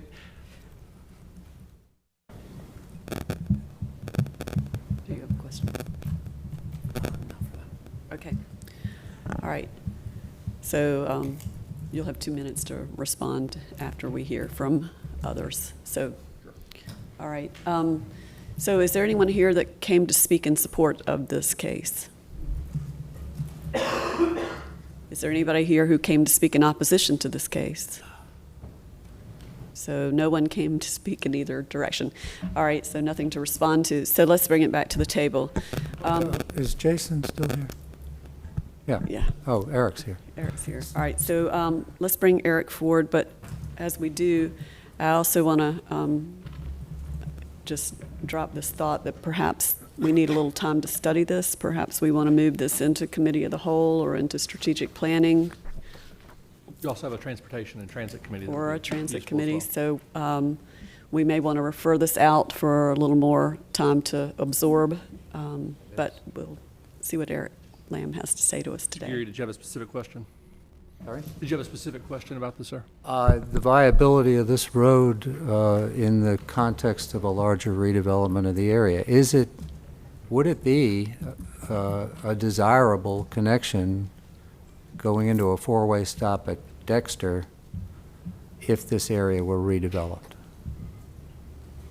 And the apartments, and in that context, the owners of the apartment would be selling them to or they might be the larger redevelopment group, or they'd be selling them to someone who was initiating a larger redevelopment, which I can foresee, and I'm trying to decide in my own mind whether this is a road we'd want in that context. I don't think it's a road we want yet, but do we want it down the line? Okay, so your question is would someone buy out the pull-in lofts, the micro units, as part of a larger redevelopment? Yes. I guess the question would be, why would you do that if there was no development yield from the project? And it's not, well, I mean, say you own some land in the vicinity and you're considering whether to buy the pull-in lofts to assemble more land.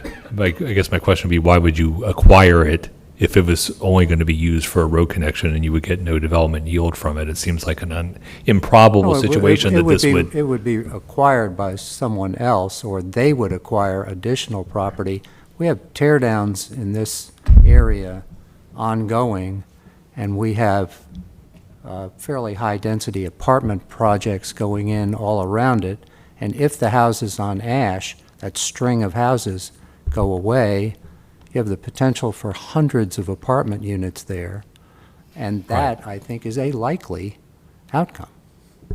Not tomorrow, not 10 years from now, but in the foreseeable future. And at that point, but even at that point, I'm not clear we want this road.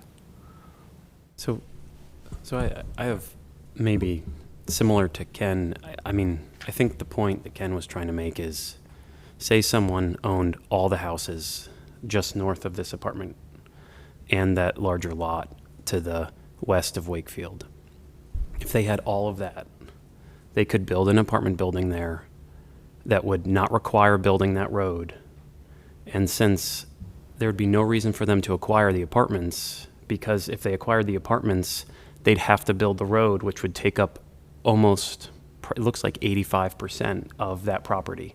And at what they'd have to acquire that apartment parcel for would be so high, what they'd be able to build there would be irrelevant.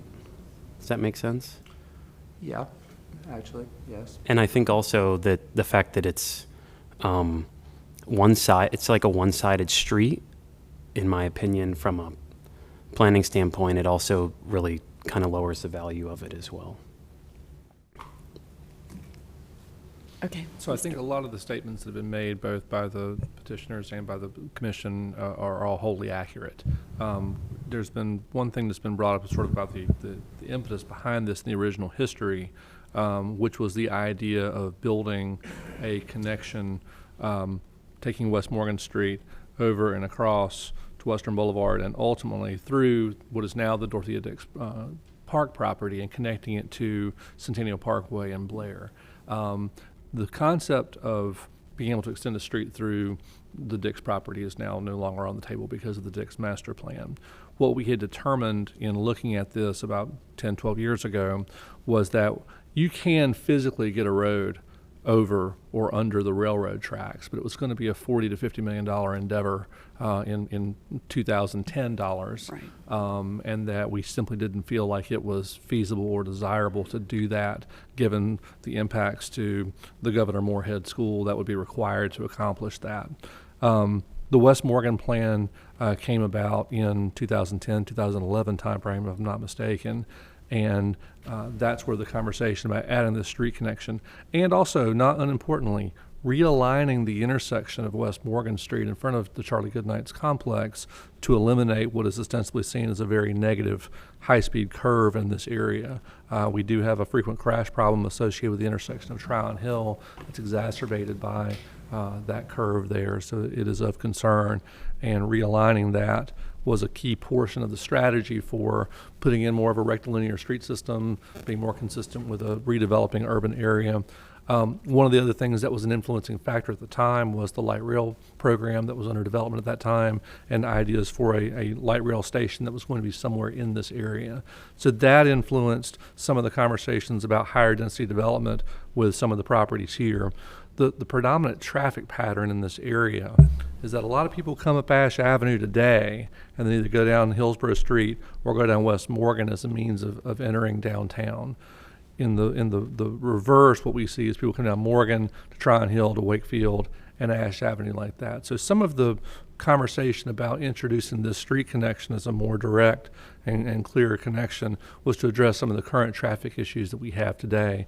Ash Avenue was one of the earliest traffic calming projects that the city entertained because of negative impacts with that traffic pattern to what is ostensibly a single-family residential street. So that's how we got to the point that we're at today. The real question, as it goes back to the applicant's case, is yes, they have gone through and made the purchase of the condominiums. We've used the word apartment, but in fact there were 100 condominiums on the site. And so it would be a situation that the implementation of the street in a redevelopment context, I think it's correct to say that it would be a total take of the property. There'd be very little residual property that's left that would allow for redevelopment, at which point the city would have to put up or shut up. We would have to buy the property out if we wanted to make the road go through. And I think we're willing to have that conversation with the applicants to see what would the appetite be for selling the property to the city as a first stroke to setting the table for the rest of the street extension. If the city's not in a position to do that, I think that the scenarios that Mr. Geary and Mr. Tomasula discussed in terms of redevelopment and strategies, say, for example, someone wants to do this, they would intentionally avoid buying the apartment complex property because of the liability of the street extension that would go along with that. So I don't know that a redevelopment scenario would accomplish connecting the street. I think there's going to have to be some level of city investment in here to accomplish that. So that's where we're at this point, Mr. Geary. Yeah, and in that case, the city would be on the hook for buying that property. I think Matt is right, so. That's correct. Yeah, I'm amending my future scenario. He's right about that. Just to clarify. Is the property currently listed for sale? Not that I know of. Just a clarifying question, it's just the connection. Hang on. Approved 83 of the units, 3 more on the line to be approved. They're going to continue on to approve the 100. It's not for sale, but at some point in time, this indeed is an investment by these folks, and that they want this property right before they offer it to anybody. Gotcha. There's something on Capstone Apartment Partners is pleased to offer the opportunity to acquire Pullen Station. This is posted currently online, but it's online. Still, I think it is something that should have been terminated many months ago. I gotcha.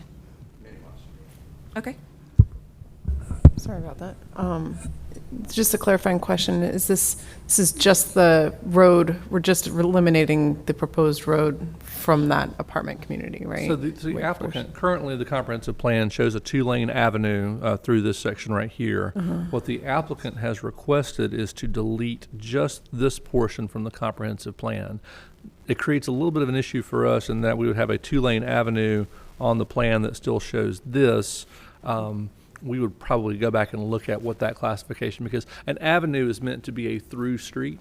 And so a street that connects from West Morgan and just terminates at Wakefield Avenue wouldn't meet that classical definition anymore. And so we probably, if there was a motion, a successful attempt to remove this segment of the street from the street plan, we'd probably go back and look at a subsequent amendment to change the classification of the remainder, because it just wouldn't be an avenue anymore.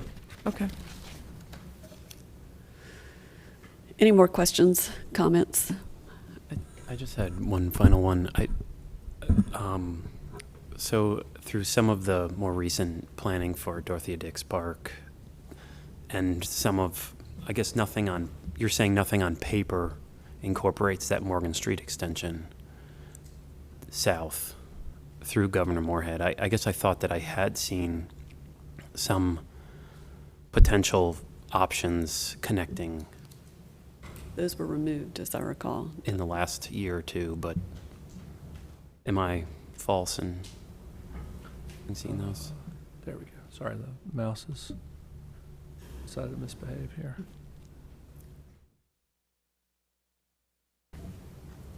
So in terms of the Dix Park planning, a lot of the emphasis for the new master plan has been the extension of the meadow, which the meadow currently exists in this area here, but the idea being to extend the meadow as a larger element, and with the idea of a land bridge that would connect it across through the corner of the Governor Moorhead property and create a strong connection between Dorothea Dix and Pullen. Yeah. So the idea of having a street connection through this area would not be consistent with that Big Meadow plan. And in fact, the previous planning efforts to have a street across this have now been superseded by the current master plan.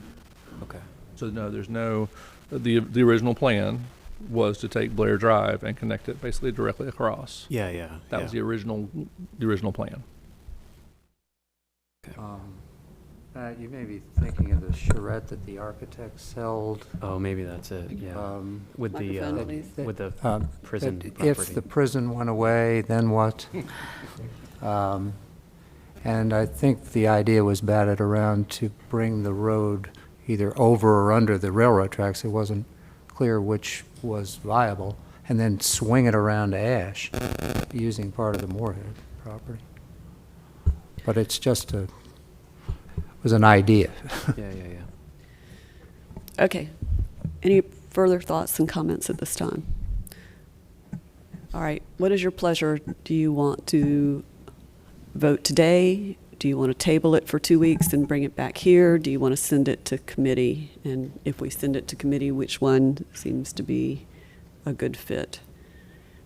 I have one more question for Eric. If we did this and removed this segment, what would happen to the segment behind Charlie Goodnight's? That's what I was saying earlier, is that it would remain on the plan as it currently is. However, we would probably look at a subsequent amendment to change the classification away from an avenue. To what? We'd have to look at our street classifications and see what would be most appropriate.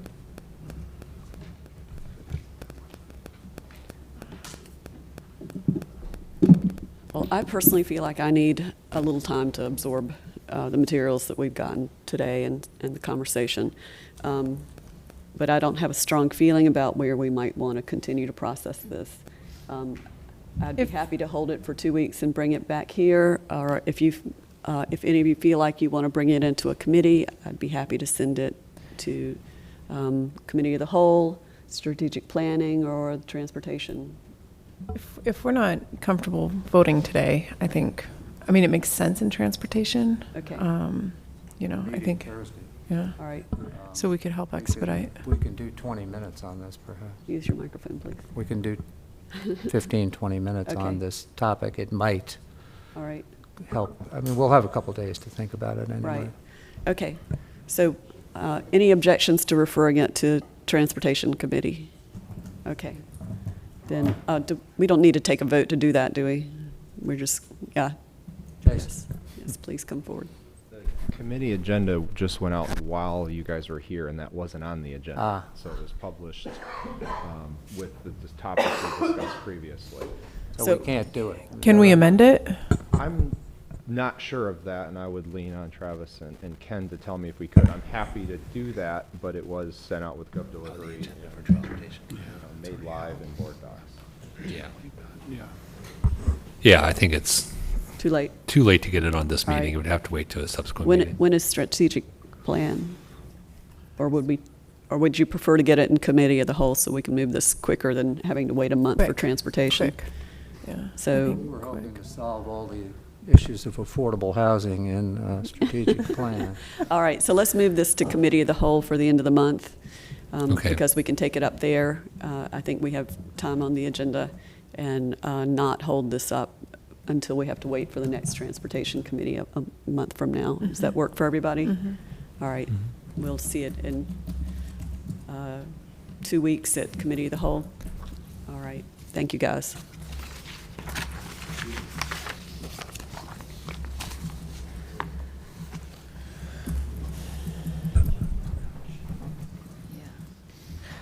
I'm sorry.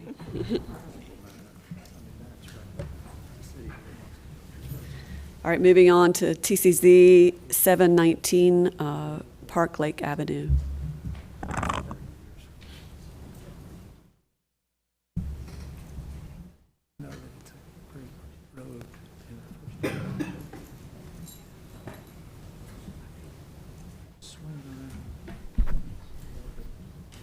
Good morning. TCZ 7-19 is for 4251 Park Lake Avenue. This is TCZ to amend the conditions associated with zoning case Z25-17. Just to familiarize you with the property, it's located at the intersection of Edwards Mill Road and Park Lake Avenue. There are currently 14 conditions governing the property, which generally regulate the building height, prohibited uses, the size limitations for those uses, parking type and location, protective yard built-to, block perimeter requirements and vehicular access, building location along Park Lake, signage, hours of operation, drive-through limitation, parking deck screening, and the building entrance placement. The petitioner is requesting to amend 3 of these conditions, which are those that address the size limitations for the permitted uses, the parking type and location, and permitted signage. Currently, the size limitations put a cap on the amount of square footage that's used for certain medical, office, research development uses, and a cap on the eating establishment and retail sales uses. There's an offset there that would allow a one-for-one disbursement between those types of uses, between the restaurant and retail versus the medical and office establishments. This condition also places a limitation on where the eating and retail establishments can be located when they're located within a multi-story building. As amended, the requirements for the one-for-one displacement and the location of the eating establishment and retail uses would be stricken from this condition. This would reduce it to what you see here, which is keeps the cap on the medical office and retail uses at 210,000 square feet, and the cap of 20,000 square feet for all eating establishment and retail uses would remain. The condition related relative to parking would currently it requires that at least 85% of the parking spaces be located within a structure. It requires that, or limits the amount of parking that can be between any building and the adjacent right-of-way. It limits it to temporary parking within a drop-off area. As revised, the limitation on parking between the Edwards Mill right-of-way and any building facing that Edwards Mill right-of-way would be limited to a drop-off area, but it would add a condition that is a bit more liberal with the Park Lake Avenue facade to allow one row of parking along there as well as any drop-off. So here's the revised condition as it reads. You see that the added text there. The last would be condition 10, which is relative to signage. Currently, they're allowed to have one monument type sign, and this would have been for the whole development. With the amendment, they would add the language that would allow for an additional monument type sign with the granting of a special use permit by the Board of Zoning Appeals. That would be incorporated into this language, which is something they would be allowed. This just solidifies that point. The applicant held a neighborhood meeting on December the 18th of last year. They presented this proposal to the Northwest CAC in January. They received a vote of approval of the application, 18 in favor and 12 opposed. Interestingly enough, I'll note that at this CAC meeting, there were 2 votes taken that evening. They presented the application and a vote was taken whether to take a vote that evening or to delay it to the February meeting of the CAC. That vote was 18-12 in favor to take a vote that evening, and the vote on the for approval of the application was also 18-12. So it was a very similar vote among how it was arrived upon. So staff is available for any questions, and the applicant is here and has a presentation as well.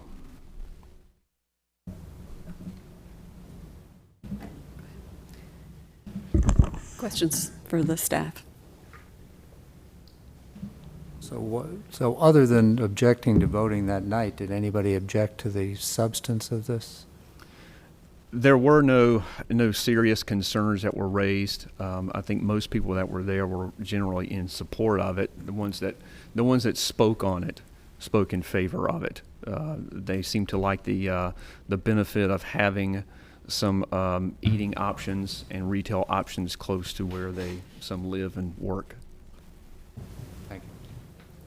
So there was an implication, so did you get the impression that 12 that voted against it were just not prepared to vote at all? I mean, and that was their chief complaint. They were not ready to vote that night. Yeah, just generally being there and surveying the room, it seemed the same folks that voted for one voted the same for the other. Okay. All right. Any other questions for staff? Let's bring up the applicant, please. Oh, did you have a question? Yeah, I guess maybe I'm just not as familiar with these types of changes, but am I right in understanding that basically they're adding potentially 20,000 square feet to what was previously approved for their development? No, those square footages would remain the same, but what they're proposing is to actually have this in a separate building. So the square footages would still be there. Okay, because I was misunderstanding what the taking away the offset was. Well, it was if you had, say, the 210,000 for office and medical uses, and you have the 20 for the eating and retail. If they wanted to take 1,000 square feet off of the office or off of the eating establishment, and you have 19, they could bump up the office portion to 220. Oh, okay. So the totals would still be there. They would just offset. Okay. Thanks. Anything else? All right, let's bring up the applicant. You have 10 minutes.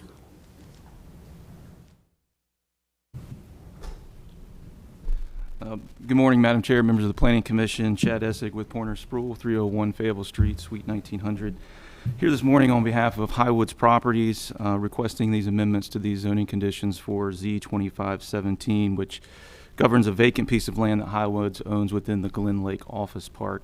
I'm joined here today by Skip Hill, who leads Highwoods' Raleigh division, as well as John Hogan, who is the director of leasing for Highwoods.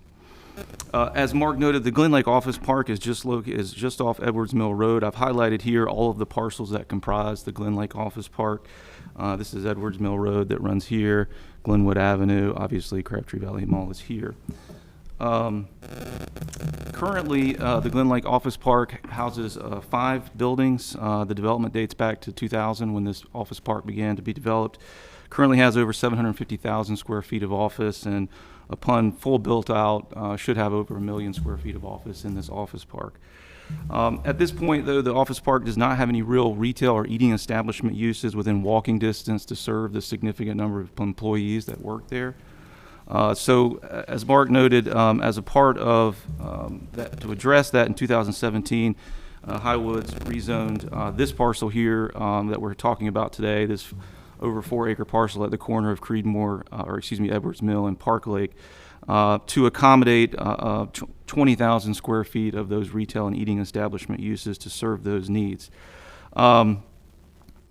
There were 14 zoning conditions placed on the case, a portion of which were geared toward trying to make sure this retail fit in well with the office park uses. There were limitations on hours of operation. There were no drive-through facilities, limited any single establishment to 9,000 square feet, and then, as I noted, put the cap on it at 20,000. So we're not seeking to change any of those conditions. Those conditions will remain in place as a part of the zoning case.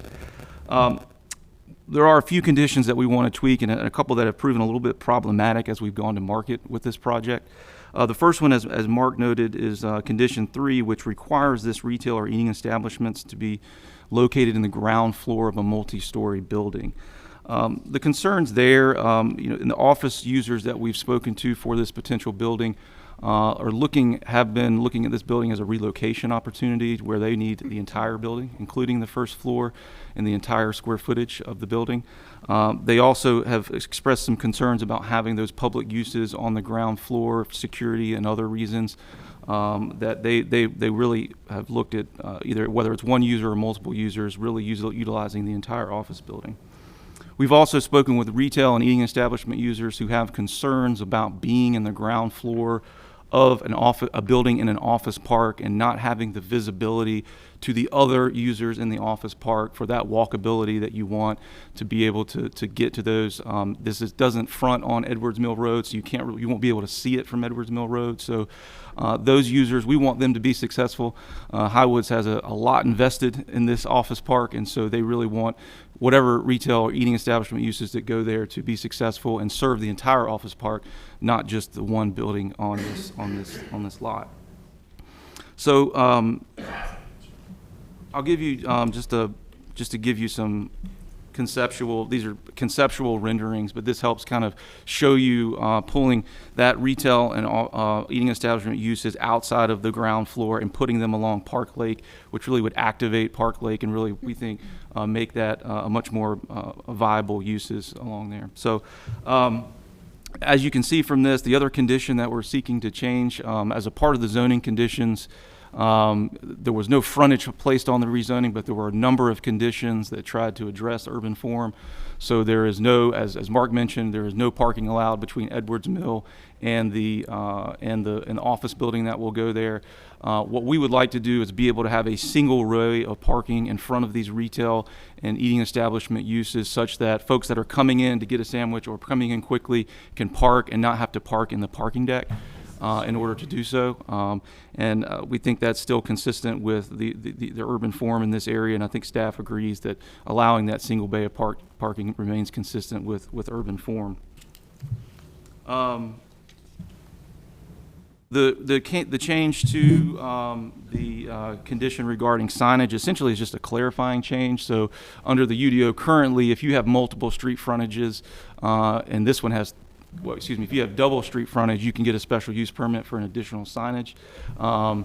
This this lot has three frontages, has three different frontages: Edwards Mill, Park Lake, and Lake Rim. So really, we just wanted to clarify with the fact that this retail will not have signage on Edwards Mill Road, or will not be visible from Edwards Mill Road, to the extent we wanted to get a special use permit for an additional monument sign.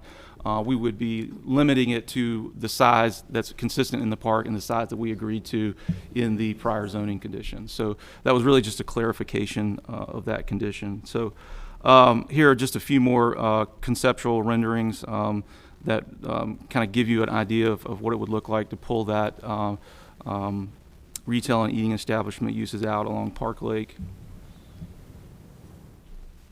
So one thing I will note, and I think is helpful as well, this is just kind of a conceptual, or this is kind of the layout of the site. You'll see the office building being located up here, you know, with no parking between Edwards Mill and the office building. And then this is the parking structure that we're required to have under the zoning conditions. That's not changing. 85% of parking will remain in the parking structure. One thing I'll note, I think pulling this retail and eating establishment out and putting it along Park Lake, not only does it create better walkability within the office park, but it also serves as a screen of that parking structure, which will be nice if you're coming down Park Lake Avenue. You have those shops in the retail as opposed to seeing the parking structure on the site. So as Mark noted, we did have a neighborhood meeting. We had two or three folks show up. I think they were very excited about getting some retail and eating establishment in this area, not just for the office users, but there's some nearby residential users that can walk to this. So there was some excitement there. We did go to the CAC meeting, and to reiterate what Mark said, we had planned to go there and present and then come back at the next month and get a vote. That was our plan. When we got there, the chairs and the other folks that were there saw no reason for us to have to come back in February, and they were generally supportive of it. So they took a vote to decide whether or not to vote that night or come back in February. And as Mark noted, it fell along those 18 to 12 lines on both votes. Again, we didn't hear any concerns expressed from those 12 about what we were proposing to do. But you know, that's the reason maybe for that vote. So with that, I'll reserve additional time for any questions or that I can answer about the project or the proposed condition amendments. Any questions for the applicant? Chad, a second monument sign would be on Edwards Mill? Listing the restaurants? No, well, I don't know. Or not? I think we would probably have the one monument sign that we have. I don't know. I don't want to speak for Highwoods, but I think probably one would be on Edwards Mill and then a second one on Park Lake potentially. Again, it has three different frontages, so you know, I think we would have to figure out where the signage makes the most sense for the retail and the office users to make sure people know they're there and can get in there. It may be that I don't know exactly where the additional sign would be. We just would want the flexibility to be able to get a permit for it from the Board of Adjustment, which we already can do under the UDO. Okay, thank you. Any other questions for the applicant? Just to clarify, you could, with your one sign now, you could put it on Edwards Mill if you wanted to. Correct. Okay, thank you. Okay, thank you. Thank you. We'll see if anybody is here that would like to speak in support of this project. If you are, please come forward. Is there anyone here that is here to speak in opposition to this project? Seeing none, let's bring it back to the table. What are your thoughts? Seems very reasonable. Yeah. And it honestly seems like it. Speak into the microphone. Sorry, it seems very reasonable, and it honestly seems like it almost fits the development a little bit better, activating more frontage and protecting the parking. Yeah. Any other thoughts? No, I agree with that. I was there the other day, as it happens, and there's a lot of housing in this development, so to spare them having to get in their cars and drive down to Crabtree Valley, that restaurant uses would be a good thing. I'm not sure that a monument sign saying Taco Bell, Hardee's, it probably won't be Taco Bell and Hardee's, No. but listing a lot of restaurants right around here on this street is a good idea on Edwards Mill Road. Other than that, I don't have a problem with this. Is that the intention, to put a sign listing your? It'll be dependent on the market and what the customer biggest concern with it is that Please come to the microphone if you're going to say more than a sentence. Sorry. I'm Skip Hill. I'm the Vice President of Highwoods. So yes, we think our biggest concern is that the retailers be known that they're there. You know, there are going to be about 4,000 people in the park. So the primary impetus was for walkability for people in the park and, as you mentioned, for the residences along the area. There are lots of sidewalks that can bring the residences there. But we're not real sure. We're a little bit concerned about the visibility that the other public can know that those retailers are there. So we may try to put it on the road, but it would be complementary to the other signage that's within the park. It would be very similar. It's not going to be spot lit or whatever, neon sign. Yeah. Edwards Mill is blissfully free of those signs so far. So. Keep the garishness to a minimum. So yes. Right. So it's a pretty modest. These are modest signs. Okay. Any other questions, thoughts? Are we ready to make a motion for this case? Okay. I move approval. Let's see. Yep, on the public benefits. Yep. Where was That's that? pulling up there.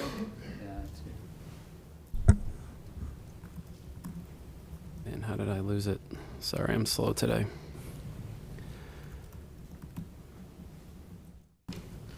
Why am I missing this? Does anybody else want to help me out? I can read it and Okay. you can move it. Okay. I'll make the motion. I move to adopt the proposed consistency statement dated February 11th, 2020, contained in the agenda materials, and to approve the text change to the conditional use zoning. Second. Yeah. All in favor say aye. Aye. Aye. Any opposed? Okay. It's unanimous. Thank you. Moving on to TC 1619 accessory dwelling development option. So typically we would probably move a text change into the text change committee, but I'd like to give you time to give us an introduction to this case, and then we'll make a decision about that. Well, fortunately, I've broken it down into 50 easy slides. That sounds like a good text change committee presentation. This is a text change that would remove Article 5.7, which is the accessory dwelling unit overlay district, and create a new section within the UDO to allow the construction of attached or detached accessory dwelling units on the same lot as a principal residential building as a by right development option. Just to give you some background on this, this was a text change that was initiated by the council on December the 3rd of 2019. During the development of the UDO between 2011 and 2013, the city discussed the backyard cottage as a housing type. This housing type did not get included in what was finally approved in the, as part of the UDO, but the public interest in this type of housing has remained. In 2016, a petition of citizens requesting a study of the Mordecai neighborhood was used as a test environment for ADUs. The staff, based upon their findings, presented that information to the City Council in October of 2016, and a text change was authorized. After going before many public meetings and committee meetings, council meetings with this commission, the City Council approved language for ADUs as an overlay district. That was back in February of 2019. Between the time of its approval and December of 2019, and I'll add even to this day that no applications for an ADU overlay district have been submitted to the city. far as purpose and need, the need would be to diversify and expand the housing options, which I can say would addresses some of the concerns as far as affordability. This would remove the overlay district and would allow ADUs by right. This would require no additional zoning or changes to zoning would be necessary. And this would allow individual property owners to decide whether or not an ADU is appropriate for their property. The topics that were considered in the drafting of this new language were the overlay district itself, any landscaping. There were, with the current language, there is some required landscaping. That requirement has been removed. Parking, there is still one requirement for one parking space with some relief for properties located within a certain distance, which I'll get to in a later slide. Attached houses, and this would be allowing them with duplexes. Variances, the current language does not allow variances to this section of the ordinance. That would be removed. There was a height limitation that it could not be taller than the principal dwelling. That requirement would be removed as well. And the thinking behind that was that if someone had a ranch home and a detached garage, they could place an accessory dwelling unit above the garage, and it may be taller than the principal structure. And there was also a limitation on the living space. Potential adverse impacts would be the possible increase in gross density within a property in a district. The removal of the case-by-case geographic mechanism that will require legal notice that would accompany a rezoning request. So with that said, this may mean that any adjacent property owners would not be aware of any sort of change that might be coming to property owners' land who wanted to have one of these ADUs. And it would be also would be the removal of the neighborhood scale element of participation and the expression of values, which again goes back to that notification. If no action is taken, the length of the current rezoning process would still be would still be there, which this is like can be 6 months or even longer. The current process will remove the ability to offer neighboring property owners the opportunity to participate in the decision to allow an accessory dwelling unit within their vicinity. And again, this would be within the current required 10 acres for an overlay. Getting into the conditions themselves, how they would be revised, Section 152B would remove that the requirement for the accessory dwelling unit overlay district, and would insert language that would allow ADUs for a detached house used for single-family living, or an attached house used for two-unit living. 153F2 would be revised again to allow that a development on a detached house for single unit living and an attached house for two-unit living, and removal of the language regarding the accessory dwelling unit overlay district. 213 would establish the accessory dwelling unit as a housing pattern. That language would be added. Section 263 is the new section that will be added to the UDO, and this will identify the purpose and objectives section. Base standards would be identified here, and a definition of accessory dwelling units would be part of this as well, and that would generally be the self-contained dwelling unit that is located on the same lot as the principal dwelling, but is used independent and subordinate of the principal dwelling. I know some of this information is sort of repetitive from what you're familiar with from previous meetings regarding this topic.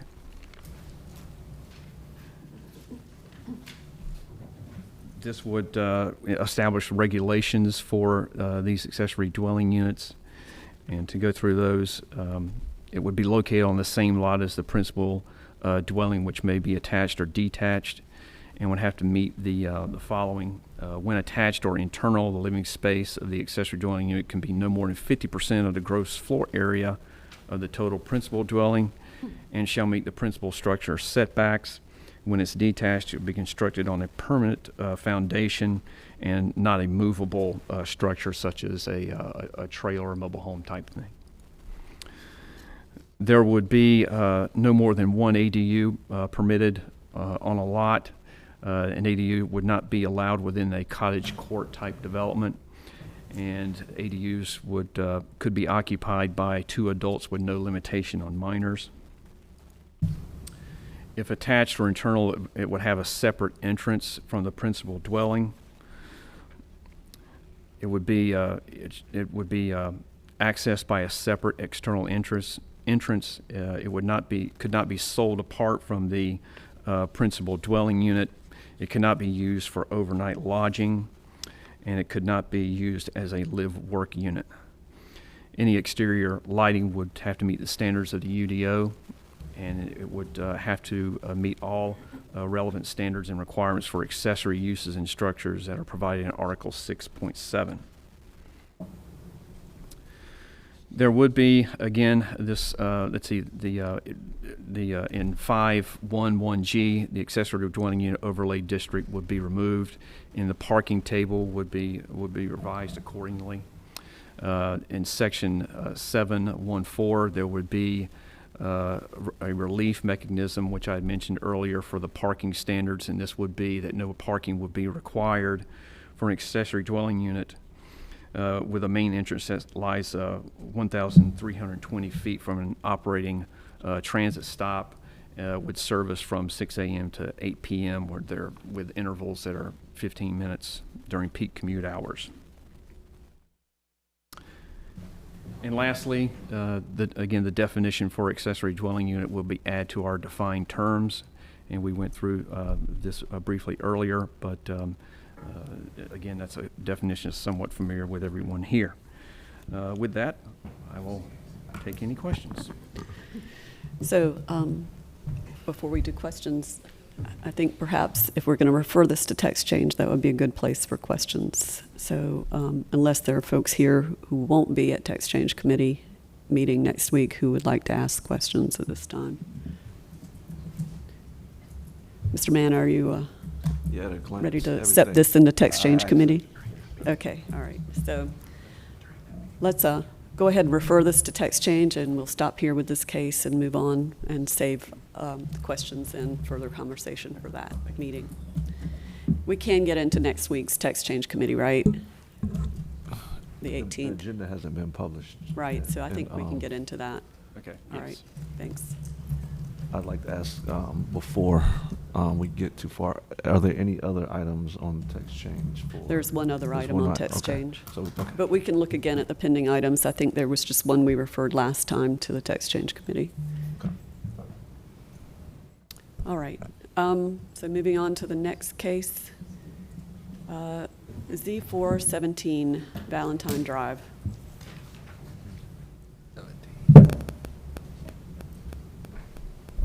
Good morning. So this is a case from a couple years back. It's currently our most classic pending rezoning case. It's 3000 and 3009 Valentine Drive. Currently it's zoned plan development.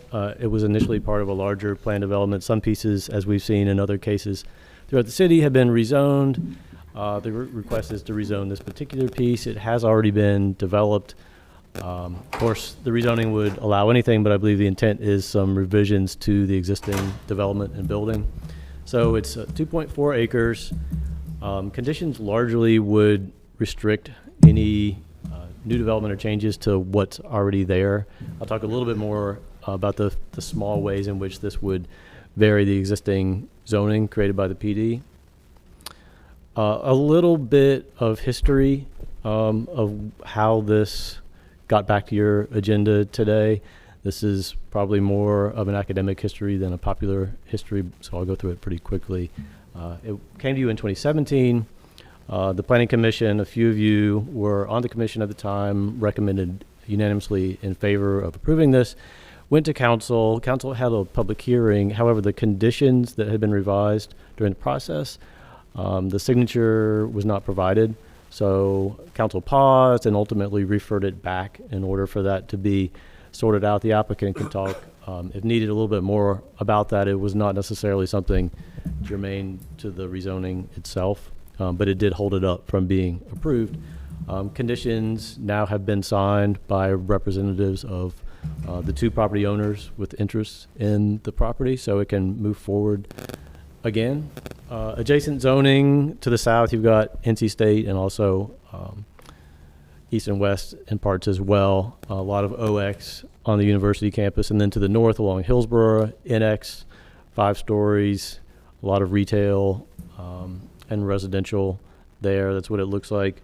On the ground, you can see the railroad dividing the site from NC State, residential and retail along Hillsborough Street, and the site itself as developed. So a couple views from ground level. So this is looking east on Valentine Drive.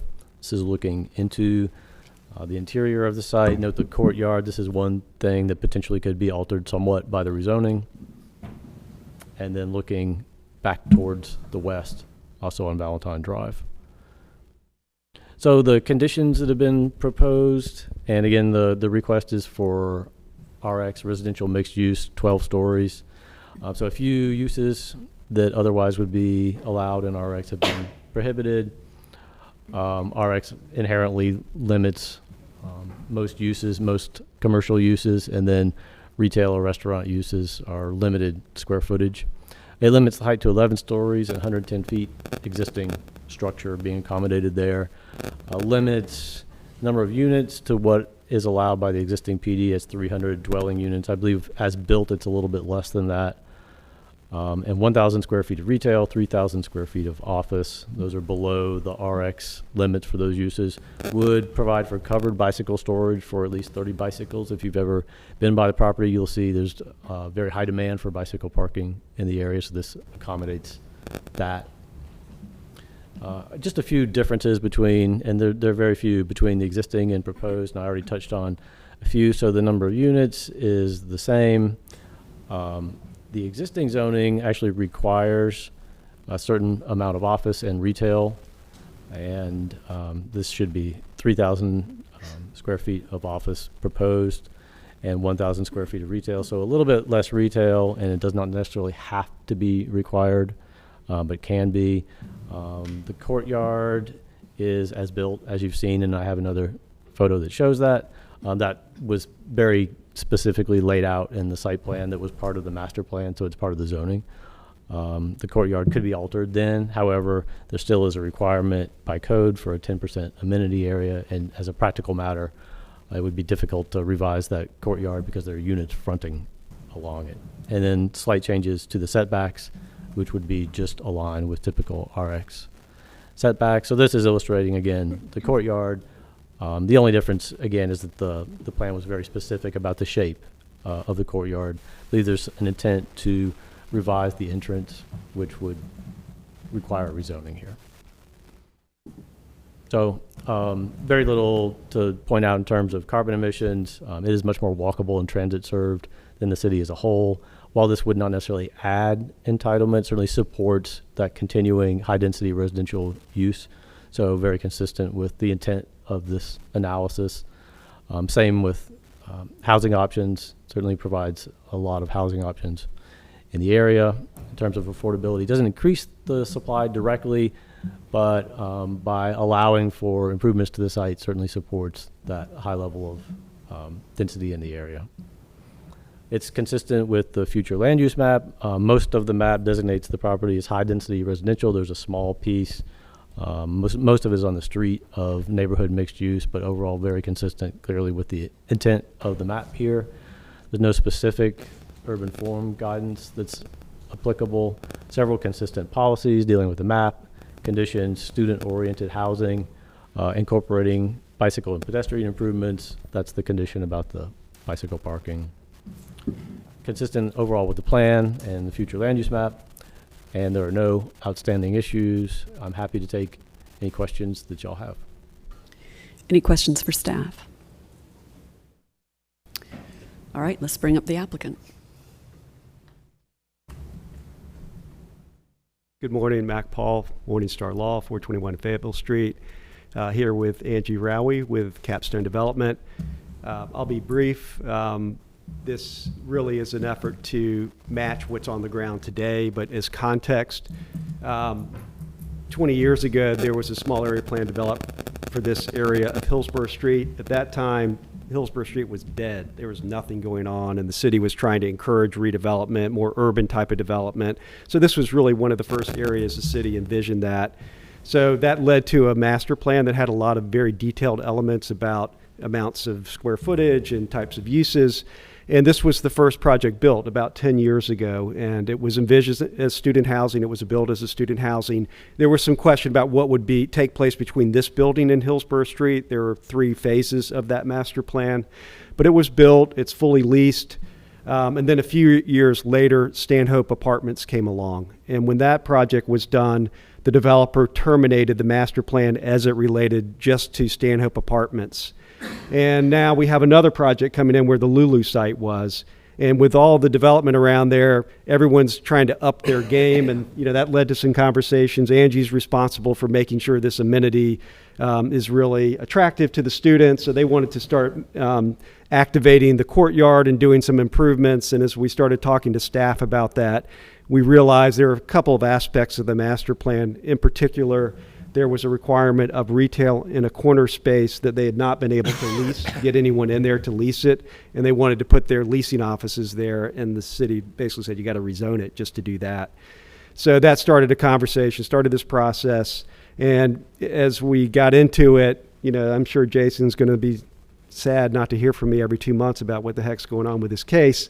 But we got bogged down because there were questions. It brought in all of the owners in that original master plan because we set up a property owner association that had envisioned that there would be more properties. Part of that, Emmy Valentine Drive is a private street. Who's going to be responsible for that? So it led to a series of discussions and getting the lenders involved to approve all of this, and that's why it's taken this long. We had to kind of put it on pause to work through all of the legal issues.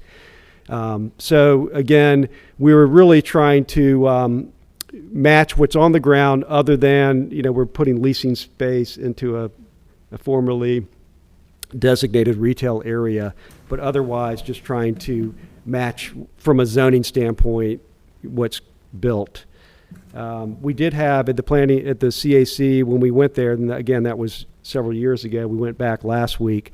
It was a unanimous vote, but there's a very active and engaged, and one of the residents was here earlier and had to leave, but a request that they paint some stairwells and put screening over the trash cans, areas, which they did, all that. So, there's been a lot of back and forth and, effort to kind of work with the neighborhood.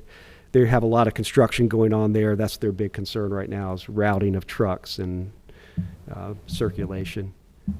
So if you have any questions, happy to answer them. So the CAC vote still stands from your previous 2017 turn at this, right? Yes, so and we don't- did go back and You went presented back, an update. did you get another vote, or did you just get an impression of what? So what was the impression you got from the CAC folks? That they're still good with this? Or except for screening of the trash areas and the... Well, they were happy to hear that that had all been done. Okay. And Ms. Seymour, who was here, was at that meeting. Okay. Seemed well received. Again, there's nothing really has changed relative to the CAC. All right. Any other questions? for I Al? would just add, I was at that meeting and happy that you're going to be able to improve that courtyard a little bit. I think Peggy was pleased with it. And generally good. Any other questions for the applicant? All right. Let's see if there's anyone here who came to speak in support. It's getting kind of empty out there. Did anyone come to speak in opposition? just making sure I'm not missing somebody sitting behind one of you. All right, so seeing no one, let's bring it back to the table. What's your pleasure? Are we ready to make a motion on this case, or are we, do we need further discussion? What are your thoughts? I'll make a motion to approve. This is a straight rezoning case, so I will move to approve Z417, consistent with a comprehensive plan and the future land use map and in the public interest. Do we have a second? Second. And any further conversation? All in favor say aye. Aye. Any opposed? Okay. We are done with our agenda. Thank you. With our cases on the agenda. So now we're moving on to the minutes. Did anyone have any edits, concerns about the minutes from the 28th? I think it's the 28th of January minutes. If not, would someone like to make a motion to approve? I move approval of the minutes. I make a second. Anything else? All in favor say aye. Aye. Any opposed? Okay, moving on. Where are we? Report from the chair. So I guess I'm going before the planning director, but I did want to say something about what's happening with the CACs, and I wrote it down because I wanted to make sure I didn't stumble around when I said it. So I'm very disappointed that the City Council has chosen to abolish the CACs without replacing the CAC voting process for cases that will come to the Planning Commission. Because I feel it's important to get an official read on the wishes of the citizens most affected by these cases, I plan to vote against any zoning or TCZ case that appears before us that doesn't have a vote recorded by a planning staff member or other appropriate city representative from public meetings regarding these cases. I hope that the City Council and the city staff will work quickly to find a way to get a vote from citizens once the 45-day grace period for the CACs has elapsed, so that we have this valuable citizen input into our decisions. While I understand after 20 years of attending CACs that participation is typically lower than we would all like to see, I also feel that voter participation in municipal elections is also less than ideal. Citizen voices are important to our decisions. I hope we will find a way to hear from them more in the future. So I just wanted to be on record for saying I think it's important for us to hear from our citizens when we're trying to make these cases work well for the city. So thank you for indulging me. Thank you for your comments, and I just wanted to add, I also agree that public participation is such a vital part of what we do as a city. I think that's why we're all here, you know. That's kind of what drives us to be here and be connected to our community. And it's concerning that that vehicle was removed without any plan or steps for, you know, continuing that or a new plan or whatever. It's just pulled out and removed. So I look forward to a better resolution as we move forward. Thank you, Tika. So would anybody else like to say something during your report from the members?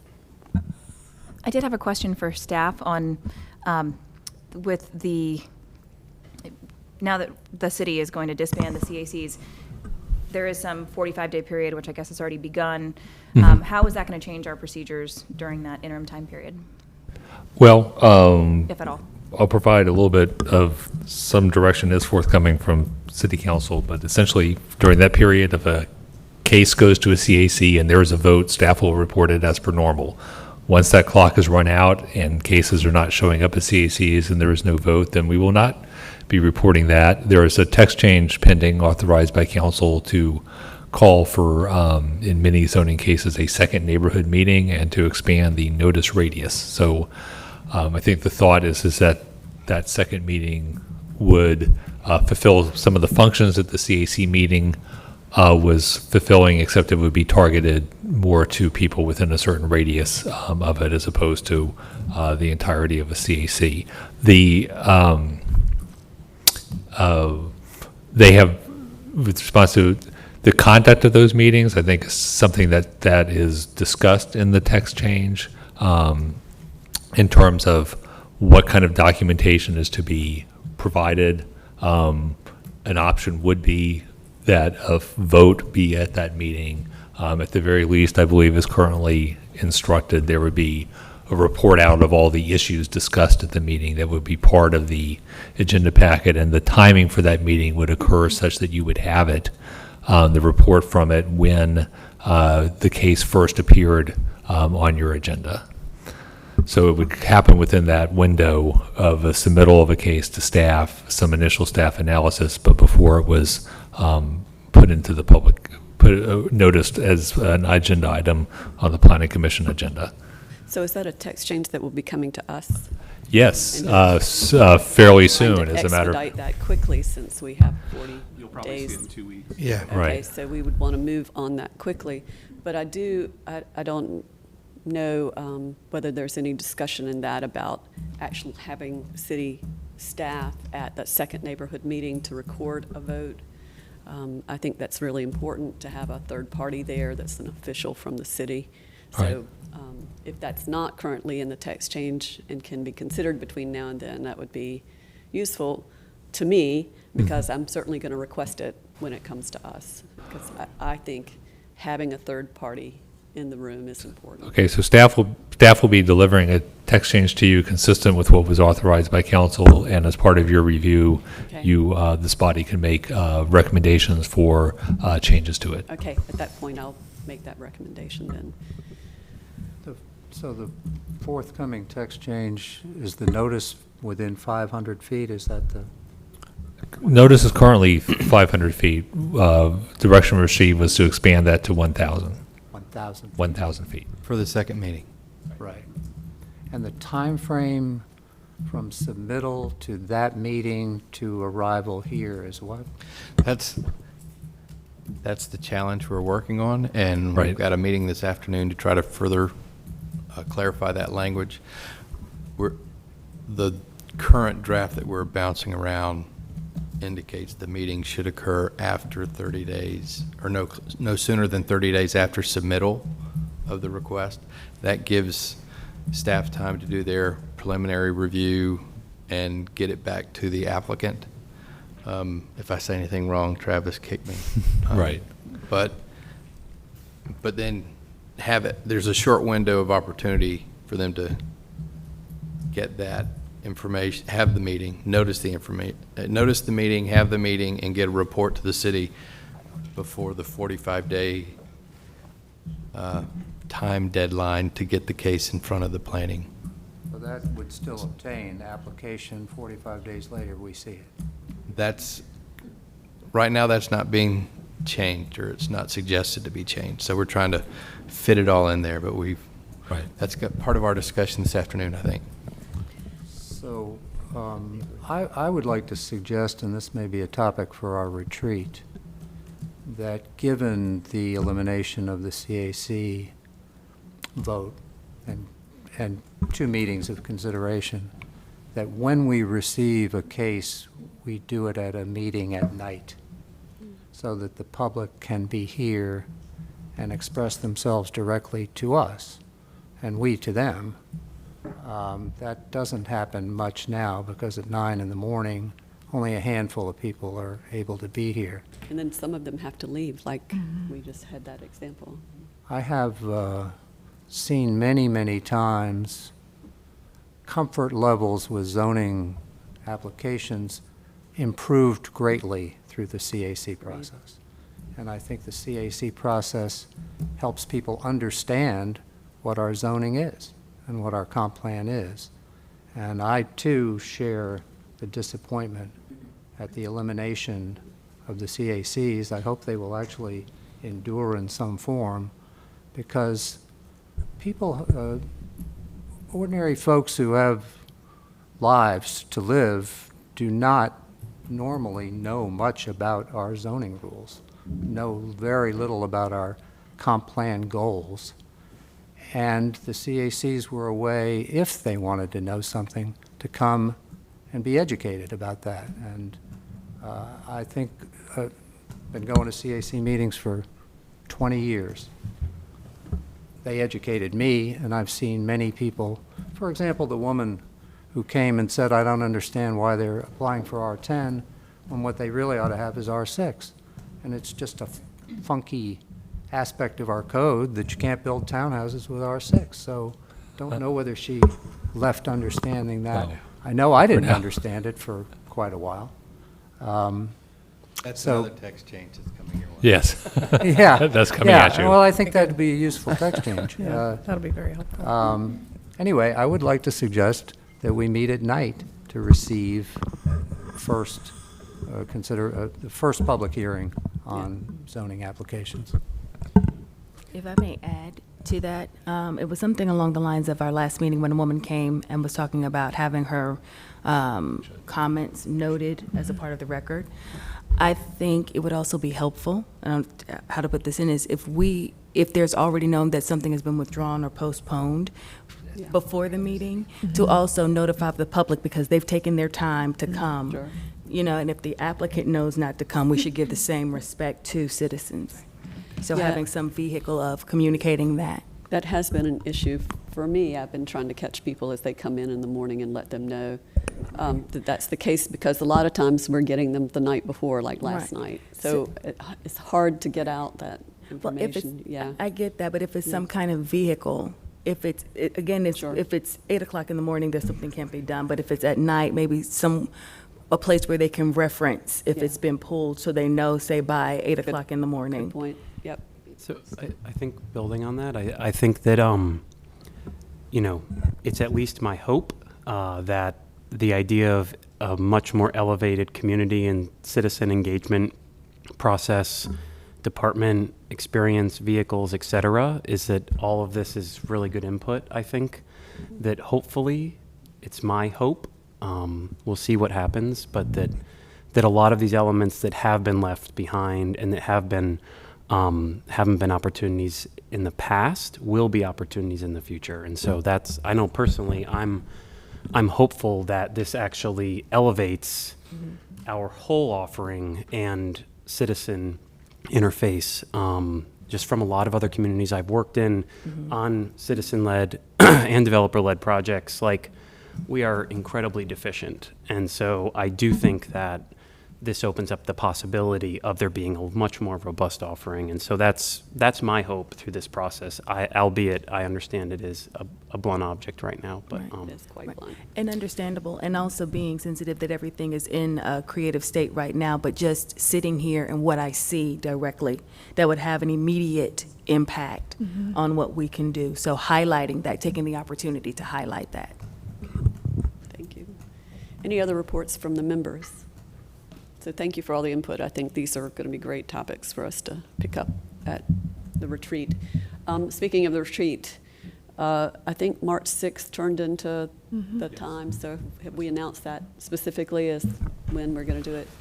We have not announced it specifically. So my next step in this process is to confirm the date, find our location, and then solicit for topics. And that's something that I'll work with the chairperson on in identifying topics for discussion. So we heard one today.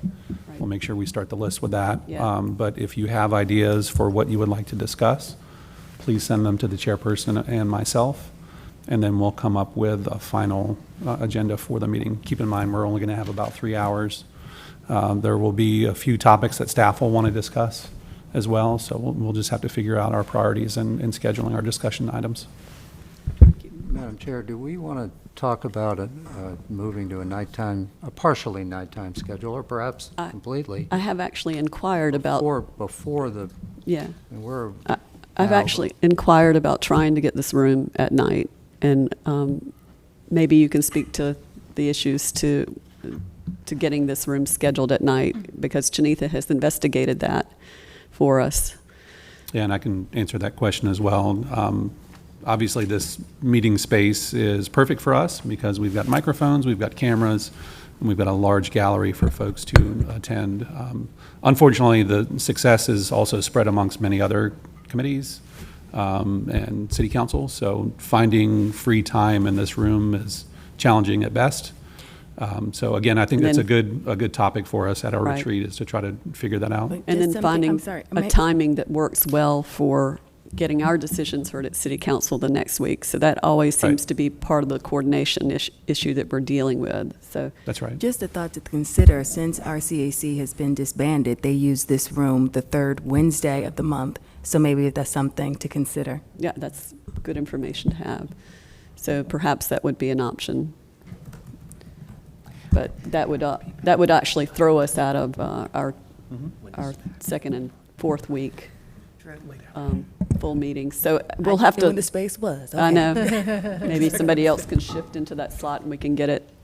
Anyway, so there are some issues that need to be dealt with as far as this room, and because I think it's important for this conversation to be recorded, and I don't believe we have another room that has the capability of doing that. So this is it, and so there's high competition for this room at night. So I've tried for 4 years to get it moved. So, but we'll talk about it some more at the retreat. Any other thoughts from the members? All right, so it's time for the report from the chair, Okay, so at the February 4th planning director. City Council meeting, there were a large number of items on the public hearing agenda, most of which were approved, so I'll just list them. Z1516, the Raven Ridge Plan Development was approved. Z619, that's the CAM rezoning, was approved. Z3019, Lewisburg at Kyle Drive. Z3319, Corporate Center Drive. Z34 and 35 on Glen Ridge and Capitol Boulevard, the old Capitol Hotel. Norcrest Street, Z4219, and the text change for zoning conditions at Old Town, TCZ 419. All of those items were approved. 2 items were deferred. They were Z2319 on Strickland Road, continued to March 3rd, as well as Z2214, which was a petition to authorize a TCZ text change to zoning conditions requests associated with Z2214 on Creedmoor Road. So both of those will be heard again on March 3rd. There were 2 items scheduled for the evening public hearing on March 3rd. They were Z3219 Sunnybrook Road and Z3619 Pool Road. Those were the only 2 items reported out for public hearing from the last Planning Commission meeting. Now, the City Council received a presentation on potential amendments to the UDO related to missing middle housing and general diversity of housing within neighborhoods, and they've authorized a lot of stuff, and this is not all going to come at you right away, but this is sort of a preview of coming attractions, and staff is working through how to bundle some of this together, and some of it's related to that, and then there's some of it was related to the CAC item and implications of the rezoning process. So staff suggested going back to what had been the historic norm prior to 2013, which was permitting townhouses in the R6 district. The council has gone further and said authorized townhouses as a permitted building type in R2, R4, and R6. There would be a potential density bonus for townhouses based on energy efficiency, allowed duplexes by right in residential zoning districts R2, R4, and R6. They're currently allowed in R6, not in R2 or R4 outside of a conservation subdivision. Will be, for both them and the townhouses, having to look at what standards are, because the standards for townhouses and duplexes have never been drafted for R2 and R4, so those will be new standards. Neighborhood transition requirements. Currently, if you build a multifamily building in an RX district next to a residential zone, you have different transition requirements than if you were to build the exact same building in, say, an OX zone. So this is to basically tie the transition standard to the building type as opposed to the zoning district, and allow a little more flexibility to build multifamily and adjacent to residential in districts other than RX. Another one is to eliminate the minimum lot size requirement for continuing care retirement community uses. Another one is, which I believe actually we have to, I'm not sure this is authorized, we may have to report back to council on it first, was to look at triplex and quadruplex uses in R2, R4, and R6. amend the rezoning process on the additional neighborhood meeting for high impact request. We have been working with the attorney's office on that text change. We expect it to be with you at your next meeting. Our current definition of high impact, a lot of stuff is high impact. It's probably that a majority of cases would fall into that that categorization. Then the text change process and the text change process for amending zoning conditions have been things been evolving. The first one is that UDO currently requires a petition to get authorization if you're not part of the city to submit a petition to amend the UDO. That will continue, but it will no longer be tied to the petition of citizens portion of the agenda. It will be an application that will be appeared and approved on a different part of the agenda, kind of streamlining that process somewhat for them. And then the second one is today, if you want to rezone your property to another district, you just file an application and eventually you will show up in front of the Planning Commission. There's no permission from the council required to do that, but because historically text changes have required authorization from the council, we have treated the TCZs, the text change to zoning conditions, in that way. It's kind of an anomaly because why would tweaking a zoning condition require an extra hurdle that changing the entire zoning district does not? So we are going to be bringing forth a text change that will allow applications to amend a zoning condition to come forward without council prior approval, just like a rezoning case can. And that is the list of the authorized text changes, which we're currently working on, some of which are more complicated than others, and some of which will show up to you accordingly sooner than others. But that's a preview of coming attractions. The City Council has also issued an instruction to the Planning Commission about review of rezoning requests, and this is related to this interim period of CACs. As you know, it's been often the case that since the CAC review process and calendar has never been built into the calendar for how rezoning requests are supposed to progress through the process, it's very common for them to show up at the Planning Commission and for the item to be deferred because the CAC vote has not yet been received. You've received some instruction to not do that, to continue to move the cases through. Now, but as a practical matter, what it means, because once the item is in front of you, you have a certain amount of time to deliberate on it, which is yours to use, is that the council will not entertain a deadline extension associated with waiting on a CAC vote. So so the simple instruction is that if you go to extend the review deadline and the reason for that extension is that you're waiting on a CAC vote, that's council is letting you know that would not be favorably received, and so their expectation is that you'll finish your review within the review period unless there's some other circumstance that requires a time extension. Okay, thank you. All right, so to pending items, our next full Planning Commission meeting is on February 25th. We will have a committee of the whole meeting on February 27th. We referred one case to there today, and there was already one case in there. Text Change Committee will meet on February 18th. I will not be able to attend because I will be out having a surgical procedure, but we have design alternatives in there, and we will also have the case we referred there today. And the Strategic Planning Committee meeting meets on the 20th of February, and it looks like there are 3 items there.